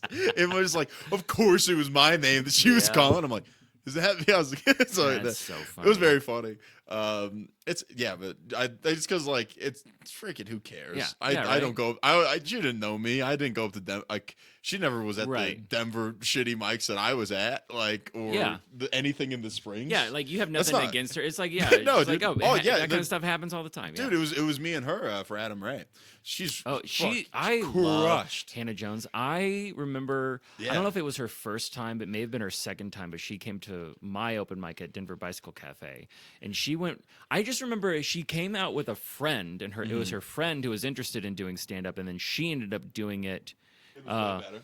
So much funnier. Yep, The I other can see person, that. like, I mean, like, also at the same time, like, everyone going up, like, their first time is they're always gonna have a hard time, like, no matter what, or like, they're like, I would never have ever told that person that didn't do well, like, don't come back, that was bad, unless they were actively being racist and stuff. But Yeah. like, I would have told that person, oh yeah, keep doing this. That's come the back, difference blah, between blah, blah, Denver blah. and the Springs. Oh, yeah. okay? Yeah, yeah, yeah. Someone It's just like, being actively oh, racist. yeah. Like, I got a tag here for you. Actually, so when you do this joke about Puerto Ricans, like you're like, whoa, Whoa. dude, whoa. Think about also the Cubans. There's a whole You're Caribbean neglect- theme you could be doing here. You could confuse Guatemala in here too to make yourself like really take it to another level. Oh my God, you're Scratching the surface Yeah. here. So it's Okay, amazing. this But- is a yeah, bad yeah. joke. This is a bad joke, but I Okay, did let's hear go, this let's go. at a Colorado Springs open mic. Oh boy, There was I this cannot guy. wait. There's a guy who went up there and he said, Puerto Rican. I don't think they smell that bad. What the fuck? What? It was me. I did that joke. You did that joke? What? That was when I first started. That was one of your first jokes. And honestly, God. like I think about it a lot, and I Oh, man. genuinely, I really like it. I think it's That's- funny. It's just, that's- it's so stupid, dude. it is really stupid. That's one of those I should depends. sell that as a very much t-shirt. depends. Yeah, it depends on the space in the room and the people. Oh my 'Cause, God. Yeah, that's I don't way. do that. I remember someone at DBC Denver Bicycle Cafe. They came on. It was their very first. I think their first time doing stand up, and they came Yeah. to our mic. And this guy could not stop saying fucking retarded. Could not. This is back when like the word wasn't coming back into vogue. Which like he made mixed it bad again. like it was like this I remember I was in the back with a guy named Aaron Middleton, which I don't you probably don't know. I'm sure a lot of people don't know who that person is now. But I remember crying. Like the whole room was just dead silent while this guy did 4 minutes and could not stop describing as everything is that was so fucking retarded. This was fucking retarded. Like over and He's over. doing like Brian Regan bits. What- And then oh yeah, ending it with, yeah. like, Because everything else was fine. you know what I But think then- about the Dairy Queen cup? You know they're flipping upside down. You know what that's just fucking retarded. Just doing it over and over. Like because the material itself was super tame, and then he would just throw that in there as his finesse. And the whole room is so upset and uncomfortable, and I'm in pain, crying, holding my side, and you know, Aaron Middleton and I, we would every time we saw each other afterward, we had to say it quietly to each other, like, "Hey, what's going on, you fucking retard?" And just doing that Dude, to each like, other, just like, say- "Oh, this guy's like fucking retarded," just like to comment on how bad that it's set so was. funny. Because like we all have our feelings about those words. Like I'm pretty much against like saying that. Like I You like never. you I really think you shouldn't. never. I would Like, never it's- call something. No, that, no, yeah. but like you. So we have to be quiet, but we're commenting on how out of touch and stupid and just ridiculous this do. guy was and that set was. It was I just think him. Wow, it was him, amazing. Him like talking about international politics. standing up at the UN just- him instead just of Emma going- Watson. Yeah, dude, he's at the UN. He's like, you know what I think about Israel Palestine? I think it's fucking retarded. And you see all these world leaders with it being translated in That's their right. ear too, But what is looking funny- around like what is what? funny is what like Trump Yeah. would say at the UN. Jesus Christ, like it during really is. no, like too- Trump would be at the UN. He's like, let me tell you about let me- Israel Palestine. It's fucking retarded, and like, and then it's just so dumb. It's very bad. everyone's really confused, God. but for whatever reason, you see Yugoslavia on the back just cracking up, Yeah, dude. laughing really hard. Just yeah, like, dude, just Yugoslavia. yeah, just only you know the yeah. Slavs and their sense of humor. Everyone knows the Slavs love a good joke. God, that was one of the most like the hardest I've ever laughed. Like the worst jokes I've ever seen anyone. A go lot on of those stage make- to say. that's what- the worst thing. It was so It's bad. bad because like that's what's something that's really hard for me now because like now like I have some it's- people who actually respect my opinion. Uh-oh. And that sucks, and Yeah, I it's hate a it dangerous because like game. now it's like in Colorado Springs, you're like, oh, hey Jason, can you watch my set? And they're going up there, and they think they're killing because Dude. I laugh really hard Right. when people say Oh, man. jokes with absolutely no point. Yeah. And- and then they're like, you really liked that, didn't you? And I'm like, mm-hmm. And because I don't want to tell them Yeah. that I'm laughing at the fact that like they're never gonna make it and that they Right. should give up today. Right. Oh, totally. But they're like, There's- man, Jason really liked that joke. Man, there's something There's something there's there. There's something something there there. when I call my parents' divorce fucking retarded. Like he really liked that part. It's like, yeah, maybe don't, maybe How not. about- have you- but have yeah, you thought but about JJ's maybe- gonna laugh at that. Like Oh, I had to dude. learn Yeah. to stop telling people what my favorite jokes of theirs were because I learned that a long time ago. But I had to stop telling that to people because then I realized. Oh, because I would see that I would get excited. They're going to tell my favorite joke, and it would not work. And I went, "Oh, I'm sick. I'm bad at comedy." I'm like a mean Yeah. person. I can't tell people what my favorite jokes. No, of because theirs also are. you have to have. This is the thing I will say about that. You have to have an internal clock, Mm-hmm. and I don't. This is kind of up for debate. I think you can't teach the sense of humor that you personally have. Yeah. You can't teach that. Yeah. And there's no amount of joke writing or joke structure. There's a certain amount of this internal, special, beautiful thing, which is like what you think is really funny.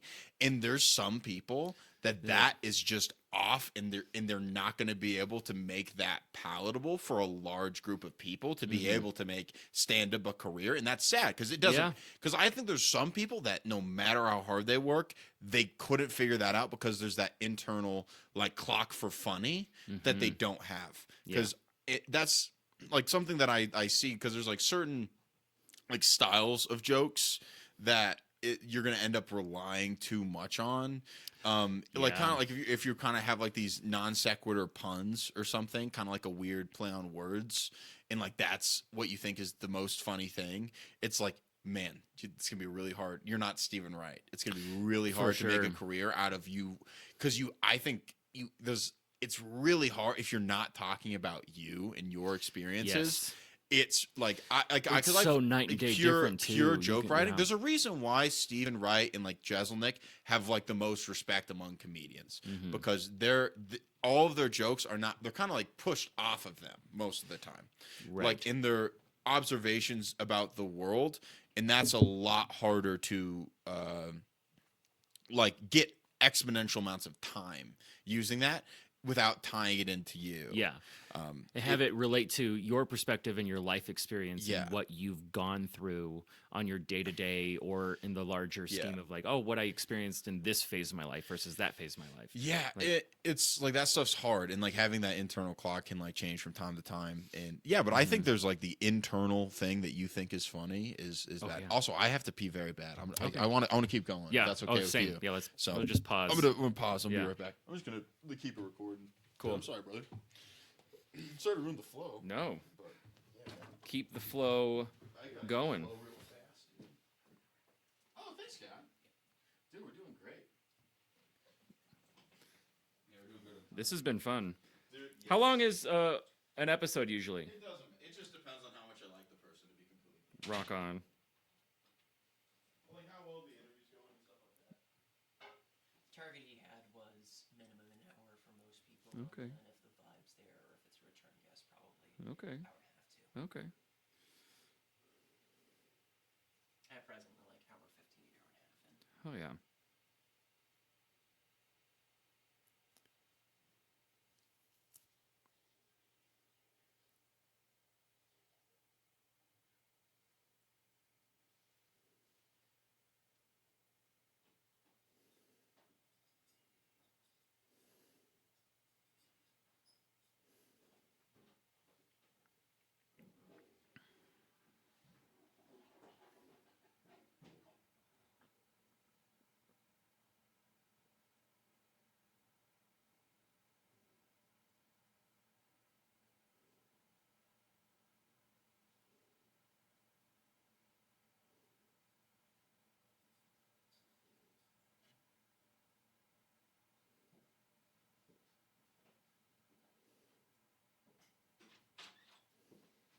Yeah.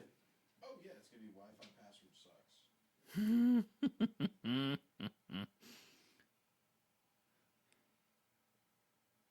Gotcha, brother. Sorry, man. It is appreciated. My I'm gonna take the hoodie off too. I was getting hot. oh yeah.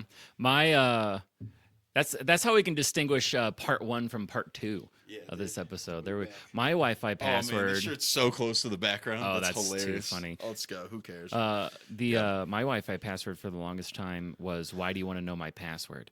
So like when someone would come, I've tried to do this on stage and it never works, but like love people would come to my house and be like, "Roger, what's the password?" And I'm like, "Why do you want to know my password?" And they'd Yeah. say, "No, because I want to log into the internet." I was like, "Yeah, why do you want to?" It was a whole Abbott and Costello thing. It was Who's on first? beautiful. Why? It was so fun. And then now the password is Bernie Sanders fucked your mom. That's the password should because do I'd that. never forget that. I'd never forget that password.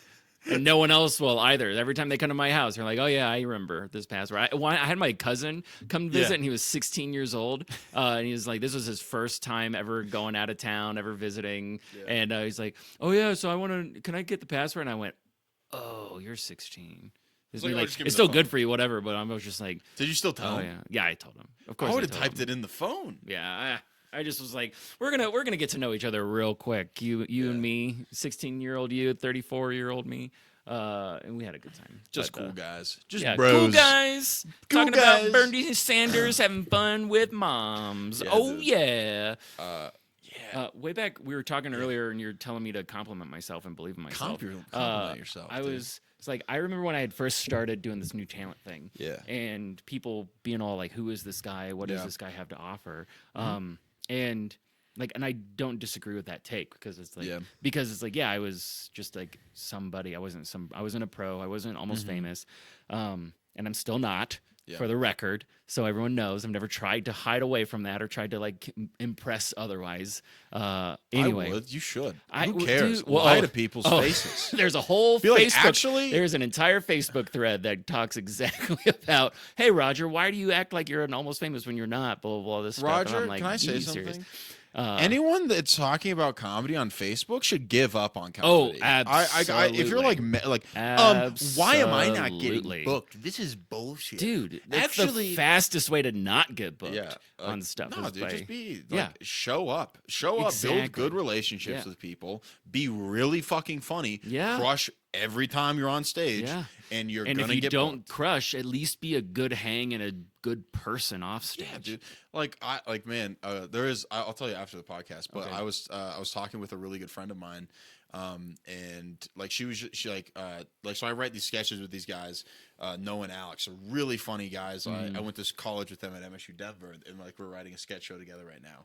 And their girlfriend actually like works with some comedians, and she was telling me about this one comedian, who like she like works with, and she was like, they're so mean to me. They're so mean to me, and they're like the Devil Wears Prada. Have you ever seen that? Oh, Like yeah. where it's like I've seen enough. To, where's yeah. what's this? What's Oh, going on God. here? What a nightmare. And yeah, and then like I thought about it, and I was like, oh, I can see that, and like this person's nice to me because I'm me, and they're Mm-hmm. like, oh, this is Jason. I can get something, you know. Yeah. Of course you're going to be cordial, nice to me, but Yeah. like this Right. this person was just a regular person. Like Yeah. it was just like it's like Seeing how people act to the regular person is a testament to what their true character is. yeah, it's like the thing with the wait staff on dates, like how you're supposed Yeah. to like dictate like how is this person like deep down. Yeah.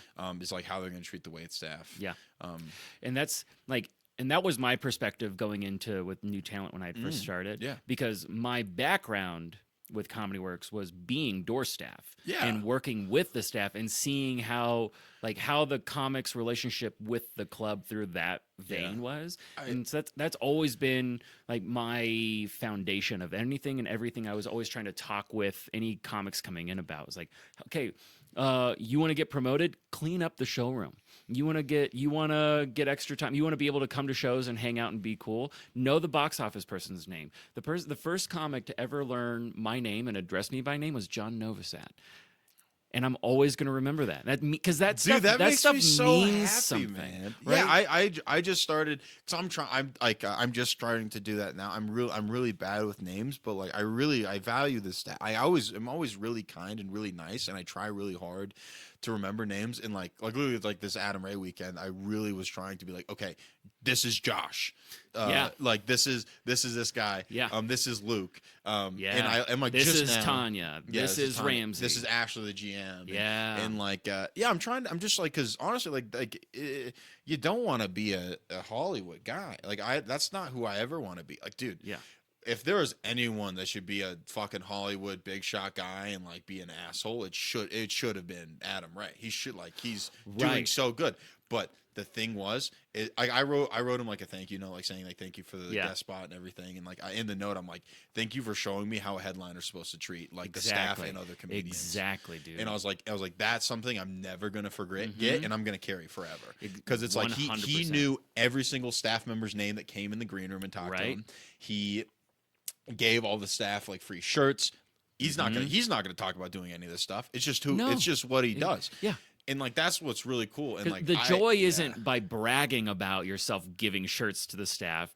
The joy is by having is- another person talk about it on a podcast, clip it out, and then tag you, so then people know how dope of a person Yeah, you are. that's what Jesus did. That's how Jesus did it. He performed all the miracles, and then Paul went out and told everyone. And like no one would have afterward. known about the miracles if Paul didn't. If Paul hadn't have done it. So, if Paul would have been yeah. like, "Hey, guess what Jesus did today?" Guess what? He Jesus did was some pretty like, wild hey, stuff. keep it in private. Pray in private. And then Paul was like, hey, guess what Jesus said you should do? And guess what he just did? Yeah, that's the trick. That's the real. So you're Paul in this scenario. Yeah, I'm Paul. For Not sure. Muad'Dib but Paul, I'm Paul, no dude. last name in Dude. the Bible, Paul. Yeah. Does Paul yeah, you know That's- what? that's- hilarious. that's Are there any last names of these like Matthew, John, Paul, or what is Iscariot.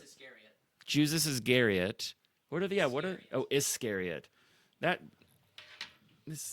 I never really thought about this. The last names of Jesus's apostles. I don't know why we're talking about this, but yeah, this was like this was my big foundation because I will always remember Big hate the last. big hate. I am. Ari Shafir, I will never forget. As a headliner at the club, he would Yeah. come through the club, and he always hung out after the show with the staff, and he was always asking the staff's opinion. He was in the back of the room in a sold out show for himself.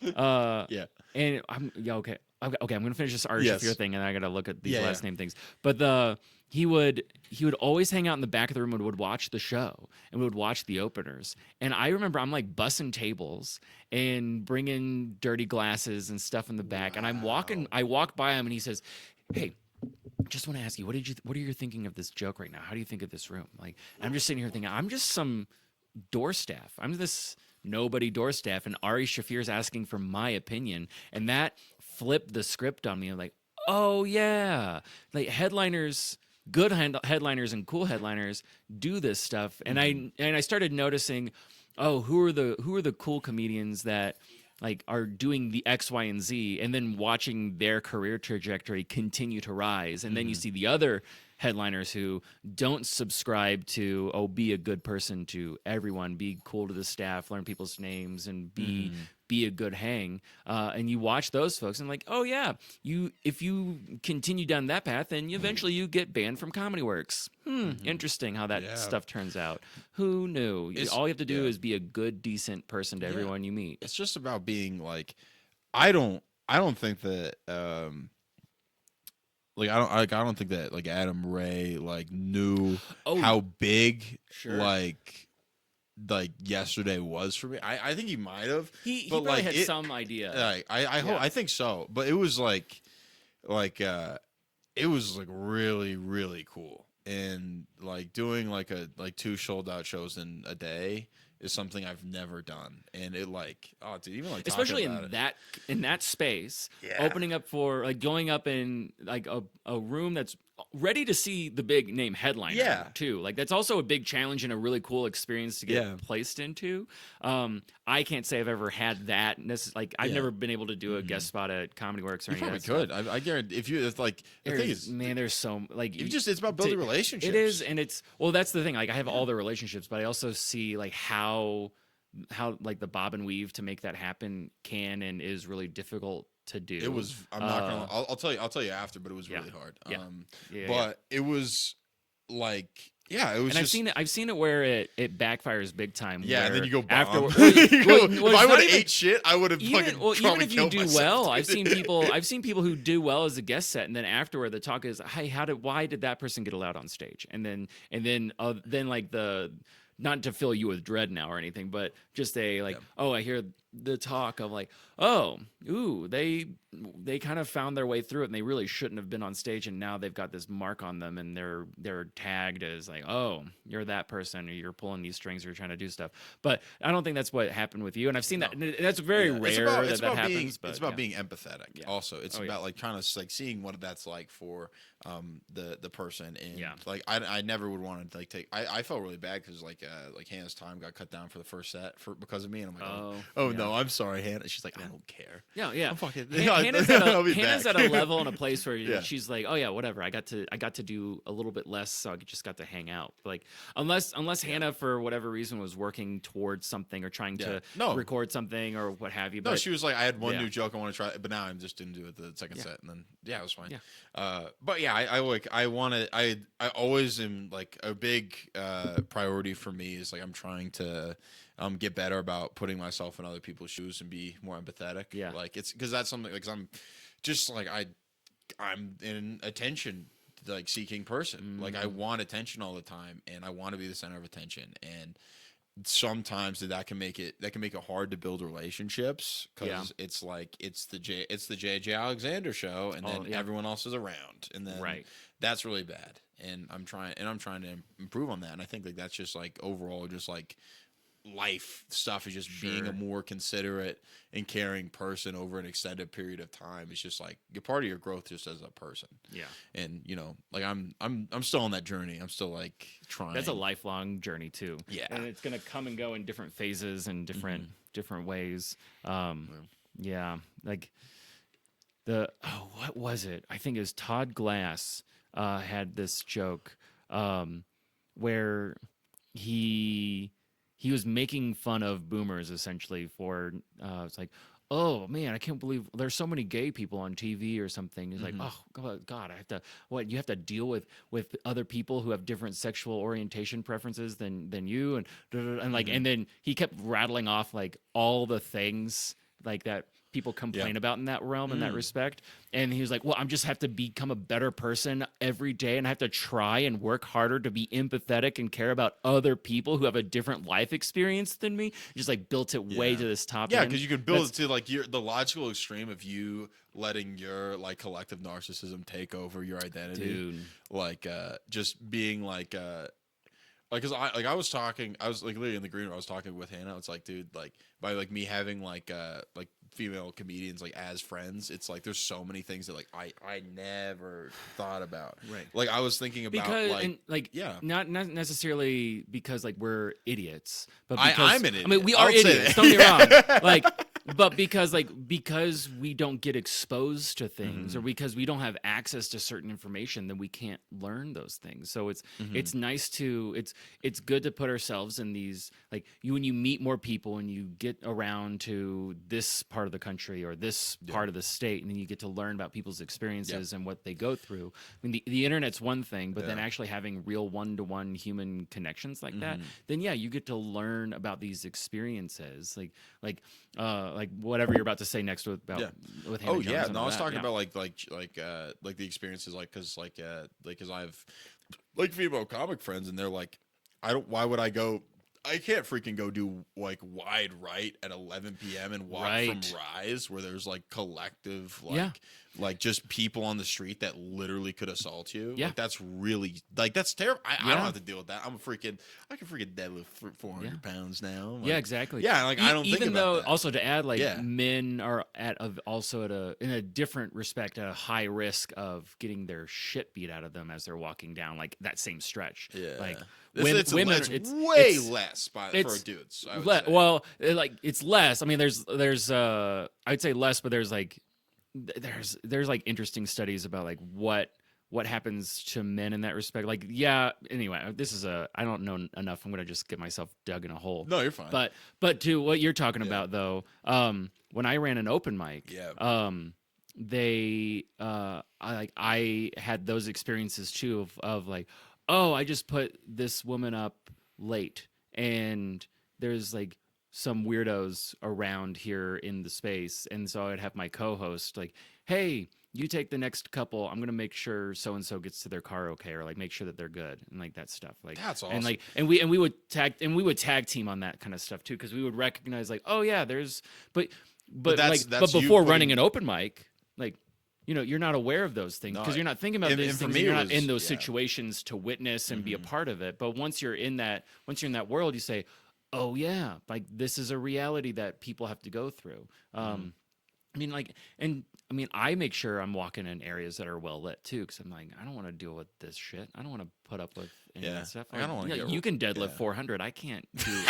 I can't. No, do dude. any of Also, that like, stuff. it's like, what's that gonna do in a fight? Like, freaking fall down. Come on, please, please fall down. We had a thing about last names of biblical characters. characters. Let's talk back on this. Okay, where are we at? This is something that has to. John, his last name was Mark. John Mark. Wow, that's almost as God. It's like what was it like when Mitt Romney was someone with 2 last names or something? Who was it? The people in the Bible, similar Simon, son of Jonah. It would be like Aaron the Levite. Lord. Simon the Tanner. Where's he from? New Jersey? What's going on? Matthew the tax collector. Wow. That blows. Did he wonder if he what happens if he stops being a tax collector? I think there was a thing I remember reading, like maybe it's, Jesus the Christ. That rules. Yeah. I love that. Like the people didn't used to have last names. Yeah, that's what the answer was. Because everyone in their collective communities just knew each other. And it was smaller groups. It was much smaller groups, and it wasn't until I learned this was about the bubonic plague, I think is what it was. So like people out in these like communities would just know each other. These little townships, they would just all like, oh yeah, that's John the blacksmith. And it wasn't until like there's this huge wipeout of population. Yeah. That maybe this was even earlier than that, or the bubonic plague, but they would say, oh, we are having a population problem. We have all these jobs and all these things filled. And so they would go out into those townships like, we need you to come here and move here. And then it would be like, well, wait a second. If you're John and you're also John and you're also John, then how am I going to know whenever I'm having to write names down for tax purposes and all these? How are we going to be able to tell all y'all apart? And then that's where surnames started becoming more commonplace. They didn't okay. used to be commonplace until like that sort of those practices started coming around. Where it's Yeah, like, until we had to start need paying we taxes. started, the IRS. way Let's go when. back, dude. Let's go back. Let's freaking eliminate the last name, eliminate taxes. Mm-hmm. Yeah, dude. Yeah, that's super interesting. Yeah, it is. Yeah. It's wild. But going back to kind of what you're saying, I think that makes it all the more important why we need as many diverse people, thoughts, lifestyles Yeah. in comedy. Because otherwise, if you look in the '80s, what were they talking about in the '80s? Like, and everyone, like, it's all the same type of comic back then. There's like all Yeah, but white the people male. you remember are the ones People- that were different. Yeah, that's right. what. That's like the big like Pryor. Dude. He was saying things that nobody else was. Carlin, same. It's like Right. those are the people that you remember. Yeah, I were the remember people that were saying like the things that were actual independent thought and that were interesting. And Right. like, and when we're talking about the comedians now that are killing it, and like it's people with a unique voice over Yeah. a long period of time that Exactly. did a really, really, really good job. Can provide something to the greater society and bring their collective consciousness up. And like we all have that on an individual level, and then we have the collective level too. And that's what makes it better to get as many people in, because I don't know what I don't know, but I'm gonna find out whenever I meet someone that does know, and they can share that with me, because they're going to make me a better person and make me realize, oh, I've been messing this up for a long time, and I want to, like, we're always on this path to get better, to learn more, to become a better person, and to treat others better than we've treated them previously. And that's not going to happen unless we have more women voices, more LGBTQ voices, more of this racial background and of this social level or this class or what have you. Like we need all of that in our world. Otherwise we're just gonna be jerks. Yeah, I think it's about like having genuine curiosity. This is this is something I was talking. My mom was giving me a hard time about, because I was talking about like how, like, I'll be talking to people and I'm like, I don't want to have this conversation. I'm done with you. And like I'll have that thought in my head. She's like, Jason, okay, is this something that you want to be? Is this like the kind of guy that you want to be? Do you want to be the kind of person that doesn't give someone genuine interest in their life? Because how would that feel if that was you? It's like, Right. and that's something I have to work on. It's hard, Yeah. and like, because the thing is, there is times when I don't want to talk. I don't want to talk to this person. This sucks. I don't Sometimes- like them. And to be fair, there's some people who are just like, how are you breathing? Yeah. How are you like? But then it flips, because then I'm Yeah. like, now I'm genuinely interested in how you manage to be this boring. What? Yeah. But this, Anyway, so I'm getting you off topic. my mom's credit about it is like, Jason, who's someone you think is more interesting than you? And I took a really long time to answer. And my mom was like, that's your problem. And I'm like, Interesting. she's like, Jason, if you want to be a good podcast host, here's what, like, you got it. Like, you have to take genuine interest, and you have to give people time to talk. You better learn to, like, my mom Lou was like, you have to learn to shut the fuck up sometimes. Yep. Is what my mom said. Even though my mom's like very Christian lady, is very funny. Wouldn't have dropped the F-bomb on you. Yeah, she dropped the F-bomb on me. Oh, she did? Yeah, she did. Oh. No, she's a fun. When's the fun first time your Christian. mom ever dropped the F-bomb on you? It was pretty. No, I think she swore when I was a kid. But the thing is, like, we had Okay. a rule about swearing. It's like if you swore, you had to put soap in your mouth. And Okay. my mom swore, and then she did it. So then it's like, Okay. that's pretty, like, that's like crazy. It's a good example. It'll Yeah, and then she could have done a trick, which Yeah. I probably should ask her. It's like, did you really eat soap? Was that like a chocolate, like a white Dude, chocolate and bar? I've been tricked. Have you ever had baking chocolate before? No. Oh, it's so bad. Baking chocolate? Yeah, I had a babysitter that tricked me. Who it's like, oh hey, it's this piece of chocolate. You should have some, and it's the bitterest chocolate in the world, and it's so awful. But it's just for the sake of cooking and baking purposes. Yeah. But yeah, I'm curious if your mom had a trick of She could've, She she didn't could've. actually put soap My in her mom, mouth. what was funny is my mom would pinch my nipple if I ever didn't have my seatbelt on. She'd like reach over and she'd pinch my nipple like really Wow. hard. And I'd be like, You get Screw you, child Mom. protective And then when services my called on mom, you for that. my mom was like, obviously you can't pinch me, so you can pinch my elbow, like whenever I don't have my seatbelt on. And I was like, Okay. okay, and you can. Then I was like, I'd pinch like this part of your skin, like as hard as I can. Oh Doesn't yeah, hurt at all. doesn't hurt. It took me until it really doesn't. it took It's me until so I was funny. 18 years old. Oh god! To figure out that my mom was just Too really funny. smart. Too funny. My mom tricked me until I was, I think, 15 years old to believe that moms didn't have belly buttons because she would always buy bathing suits that were either one piece or brought all the way up That's to. you. Oh, dude. Right, so for the longest time, I just was like, "Oh yeah, moms don't have belly buttons." And then one day, I think I was just at a pool or something, and I looked around, like, "Oh, there's a mom with her kids. Why she's got a belly? What the fuck?" I was. Yeah, I you're felt like I that's realized so like I'm such funny. an idiot. I'm so stupid. I can't believe my mom made me believe this for the longest time.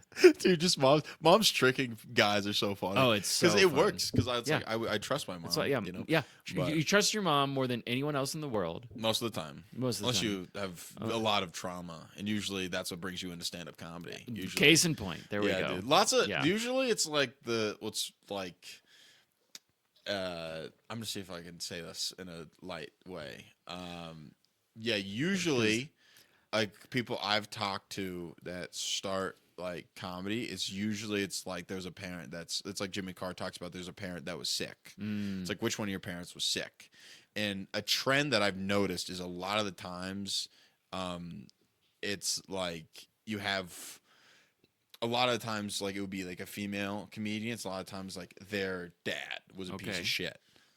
Yeah. And then a lot of male comedians I notice is a lot of times their mom's a piece of shit. Interesting. It's like there's something there I've noticed. Okay, It's I like- want to quiz you then, Yeah. because you say you've watched. I mean, I know Yeah. you've enjoyed my set. Yeah. You complimented me. If you had to peg me, which one would you say? I think is if do you have first of all do you have a sick parent? Because also I could see that too. Is that you actually have a good- no? I'm not giving you any hints. Okay. I'm not giving you any hints. I've been telling these jokes for years. I don't know. Years plural. So It's if you had to definitely peg me- just a random guess. It would be. I'd probably just like using my logic. I'd probably say mom is like Yeah. the worst one. was the worst one. Yeah. Okay. What would you say is the mom? Wh- If my brother's going to Yeah. listen to this, and he's probably laughing really hard right now listening to this on Yeah. the podcast on his Yeah. drive. But go on. Give me your best. If you were a psychic right now, if you were reading my palm and you're giving me Dude, give me the business. dude, this is I'm not giving hard. you any. I'm not giving you any hints. I want you to man. tell me what No, you think man. my stuff I don't is. know. I think you probably grew up middle class. I'd Okay. say kind of like not like super rich, but not super poor. Okay. Yeah, and then like it wasn't like crazy, like bad. That's what my guess. Okay. I don't think because just like the way you're talking, I'm just assuming that because you're it sounds like you're a very empathetic person and you actually like really take other people's feelings and stuff into consideration. So I don't think it was like that crazy. Mm-hmm. But I'd probably say mom, but it was Okay. It wasn't The mom crazy is bad. mom is sick, or mom is Mom what? is bad. Mom is Mom was bad. worse, or like there was something like Okay. more wrong. Okay. there. What would you say is the current state? Can I say Yeah. cordial? Cordial? Cordial. I have a cordial relationship with I would say I have a cordial relationship. Cordial with my mom. relationship with Yeah. both parents. I'd say. You say with both? Oh yeah. I think, but also I'd say that's in a a way lot of it's that's pretty. you. Oh yeah. I would Okay. say the majority of the relationship is Yeah. predicated upon you being very mature. So funny to me. Yeah, dude, I'm pulling shit yeah, out of my yeah, ass. They are both dead. So I would say very cordial relationship with both of them. This is hilarious to me. So great. I love just working this out of people. Everyone has their own little idea of what my life is like, and like what's going on with me, and they just assume. And it's the most fun. I've been telling jokes about having dead parents for years, and it's so funny to me. It's so funny. My dad died of cancer when I was 14, and then my mom became an alcoholic. So in a way, yeah, I had a worse relationship with my mom. You were but right. she was around. She was around, but as a drunk, and then she died 14 years after. My dad died at 14, and then at 28, 14 years later, almost to the day, my mom died. Yeah, no wonder you're doing open mics. That makes Yeah, sense. yeah. Like I remember Yeah. actually going speaking to a counselor and bringing up like because they asked like what brought me to doing stand up and what brought me to doing actually maybe I talked about this with AJ Finney. I did talk about AJ. Yeah. I talked to AJ Finney about this way back. He was a headliner, came to Arkansas. I booked him on a show. Yeah. And someone else booked him for this show, and I emceed or I did something. And he asked me like, what was this about? Like, why did I feel like getting into this? And at the time, my mom was still alive, but she was a drunk and driving me nuts. But my dad had passed away, and I just said that I have gone through so much sadness in my own life that to go on stage and to feel joy and laughter around me is so refreshing and so great, and that I want to be the conduit of that joy and laughter and release for other people and myself. Like, I want to be like that. That world is so attractive to me. To like, of all the years that I've just been at home or been in my life just sad and crying or just depressed, and to be in a space instead where it's like, oh, I can give joy to others and also experience joy myself in this process. Like, because when in any art form, in any experience, the first person you should do anything for is yourself, and the second person should be for the audience. Like, those should be your two things. You shouldn't put them first before you, but that's a different story. But all that to say is, like, I found this place of joy out of all this sadness that, like, I can't get away from it. That it's a big driving force for me to just continue to go out there. I'm like, oh yeah, who knows what this other person had going on in their lives and what they experienced. But if I can go up and I can make someone laugh over some dumb little dick joke, then like it's amazing. It's brilliant. It's so fun. I have I have a joke about my dad and his experience with cancer and him passing away, and it's a really long, drawn out joke. I don't get to say it at Comedy Works very often. Actually, I haven't told it there in maybe 2+ years. Yeah. But I go through a long story of like explaining or describing the experience of having cancer, like witnessing someone having cancer and then losing that person. It's hard. And it is hard. But I can always end it with this big laugh, and it's so rewarding for me. The joke isn't a big, huge laugh, but it is this weighted, meaningful laugh that I love so much. And I've always loved there every now and then someone who has also experienced loss from cancer will come up to me, say that they were crying like throughout the joke because of how much it like released like this realization of not realization, but like someone identifying with their experience that they went through. And then to end up those tears to turn into this big laugh at the end that they had. I've had significant others of those people. This one time it happened in Longmont.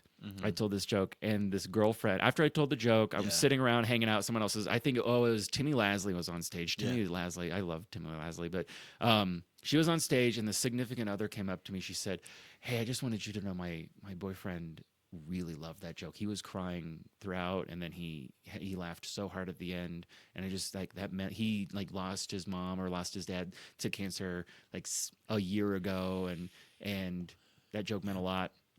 And I just sat there and went, "Oh my gosh, this is huge!" Like, that was so cool. And I remember talking to that person just real quick, and that he didn't end up expanding on or describing his experience. He said, "Hey, thanks for your set. That was really fun." So like, that's another piece. Like, anytime that someone comes up to you and says, "Hey, good job tonight," or "Hey, good set," any audience member that says that, they might have really, really enjoyed something that you said at another level that they're maybe too afraid to bring up or talk with you about or expand on. Or maybe they just needed a fun time. Yeah, maybe they needed a fun time. But anytime that anyone would ever take the time out of their exiting the venue to tell you thank you and to tell you good job, like, should always be treated with the utmost gratitude, not just because if you think about some headliners, right? Like, we're talking about what a good headliner does earlier. Yeah. Like, this is an example of like you can't be thanks. You can't act like you're too good for these people. Like, know that like you gave them something, and they are changed by that to whatever degree. It could be the tiniest little bit, but like that means that's an impact that means something. You did something for somebody else that they wouldn't have had that night if it wasn't for you putting yourself on that stage, making them laugh, telling these jokes that you crafted and thought over and worked over. And like, yeah, you're so close to the elephant sometimes. It's like, oh yeah, this is a dumb joke, but that's someone's first time ever hearing that. And that's pretty special. And that's really cool that we get to do that for other people. Yeah, I kind of remember at the show last night, I ran to this guy at the urinal, and he came over and he we were peeing next to each other, and he looked over at me, and he went, "You're the Down syndrome Chick-fil-A guy, right?" And I was like, "Yep, that's me." That's me. He's like, "You doing a set tonight?" I was like, "Yep." He's like, "I can't wait." I was like, "Okay." That's great. Very That's different great. experiences, Roger. It's like, hey, just it really helped. You really helped me through like the losing of both my parents. Like, freaking, you got Down syndrome, idiot. Down syndrome. What's up, dude? Someone I can relate to. Wow. Yeah, man. Finally, one of us making Oh it. yeah, I mean my experience was Popeyes, but pretty similar. Yeah, same- wow. same Oh wow. diff. Same Same thing. diff. Same. It's too good. Oh, dude. Yeah, man. Thanks so much. I think it's honestly that's a pretty good place to wrap, probably. Okay. Yeah, man. That Thank you so sounds much for good. coming on, Hell Roger. yeah, We did dude. almost 2 hours. Oh hell yeah. Yeah, dude. You're the man. Thank you, bro. Dude, I love you, you're the man. man. I love you too, You're the dude. man. Please Thanks. plug your socials to the camera. Raj Haak, ROGHAAK. That's pretty much everything. Yeah, man. Or Rock on Peloton, it's Juicy Booty 5280. That's real. I say it on stage and it comes off as a joke, but I actually mean I will feel at the proudest of my comedy career if I get someone to follow me on Peloton. Instead of like, oh, I follow him on Instagram because of like, no, I would I love follow people Juicy to Booty follow. on the Peloton. Yeah, Juicy Booty 5280. That's me on Peloton. And that's the dream. Dude, that's awesome. Thanks for coming on, man. Thanks, dude. That's great. Appreciate It's you. a great app. So see you guys next week.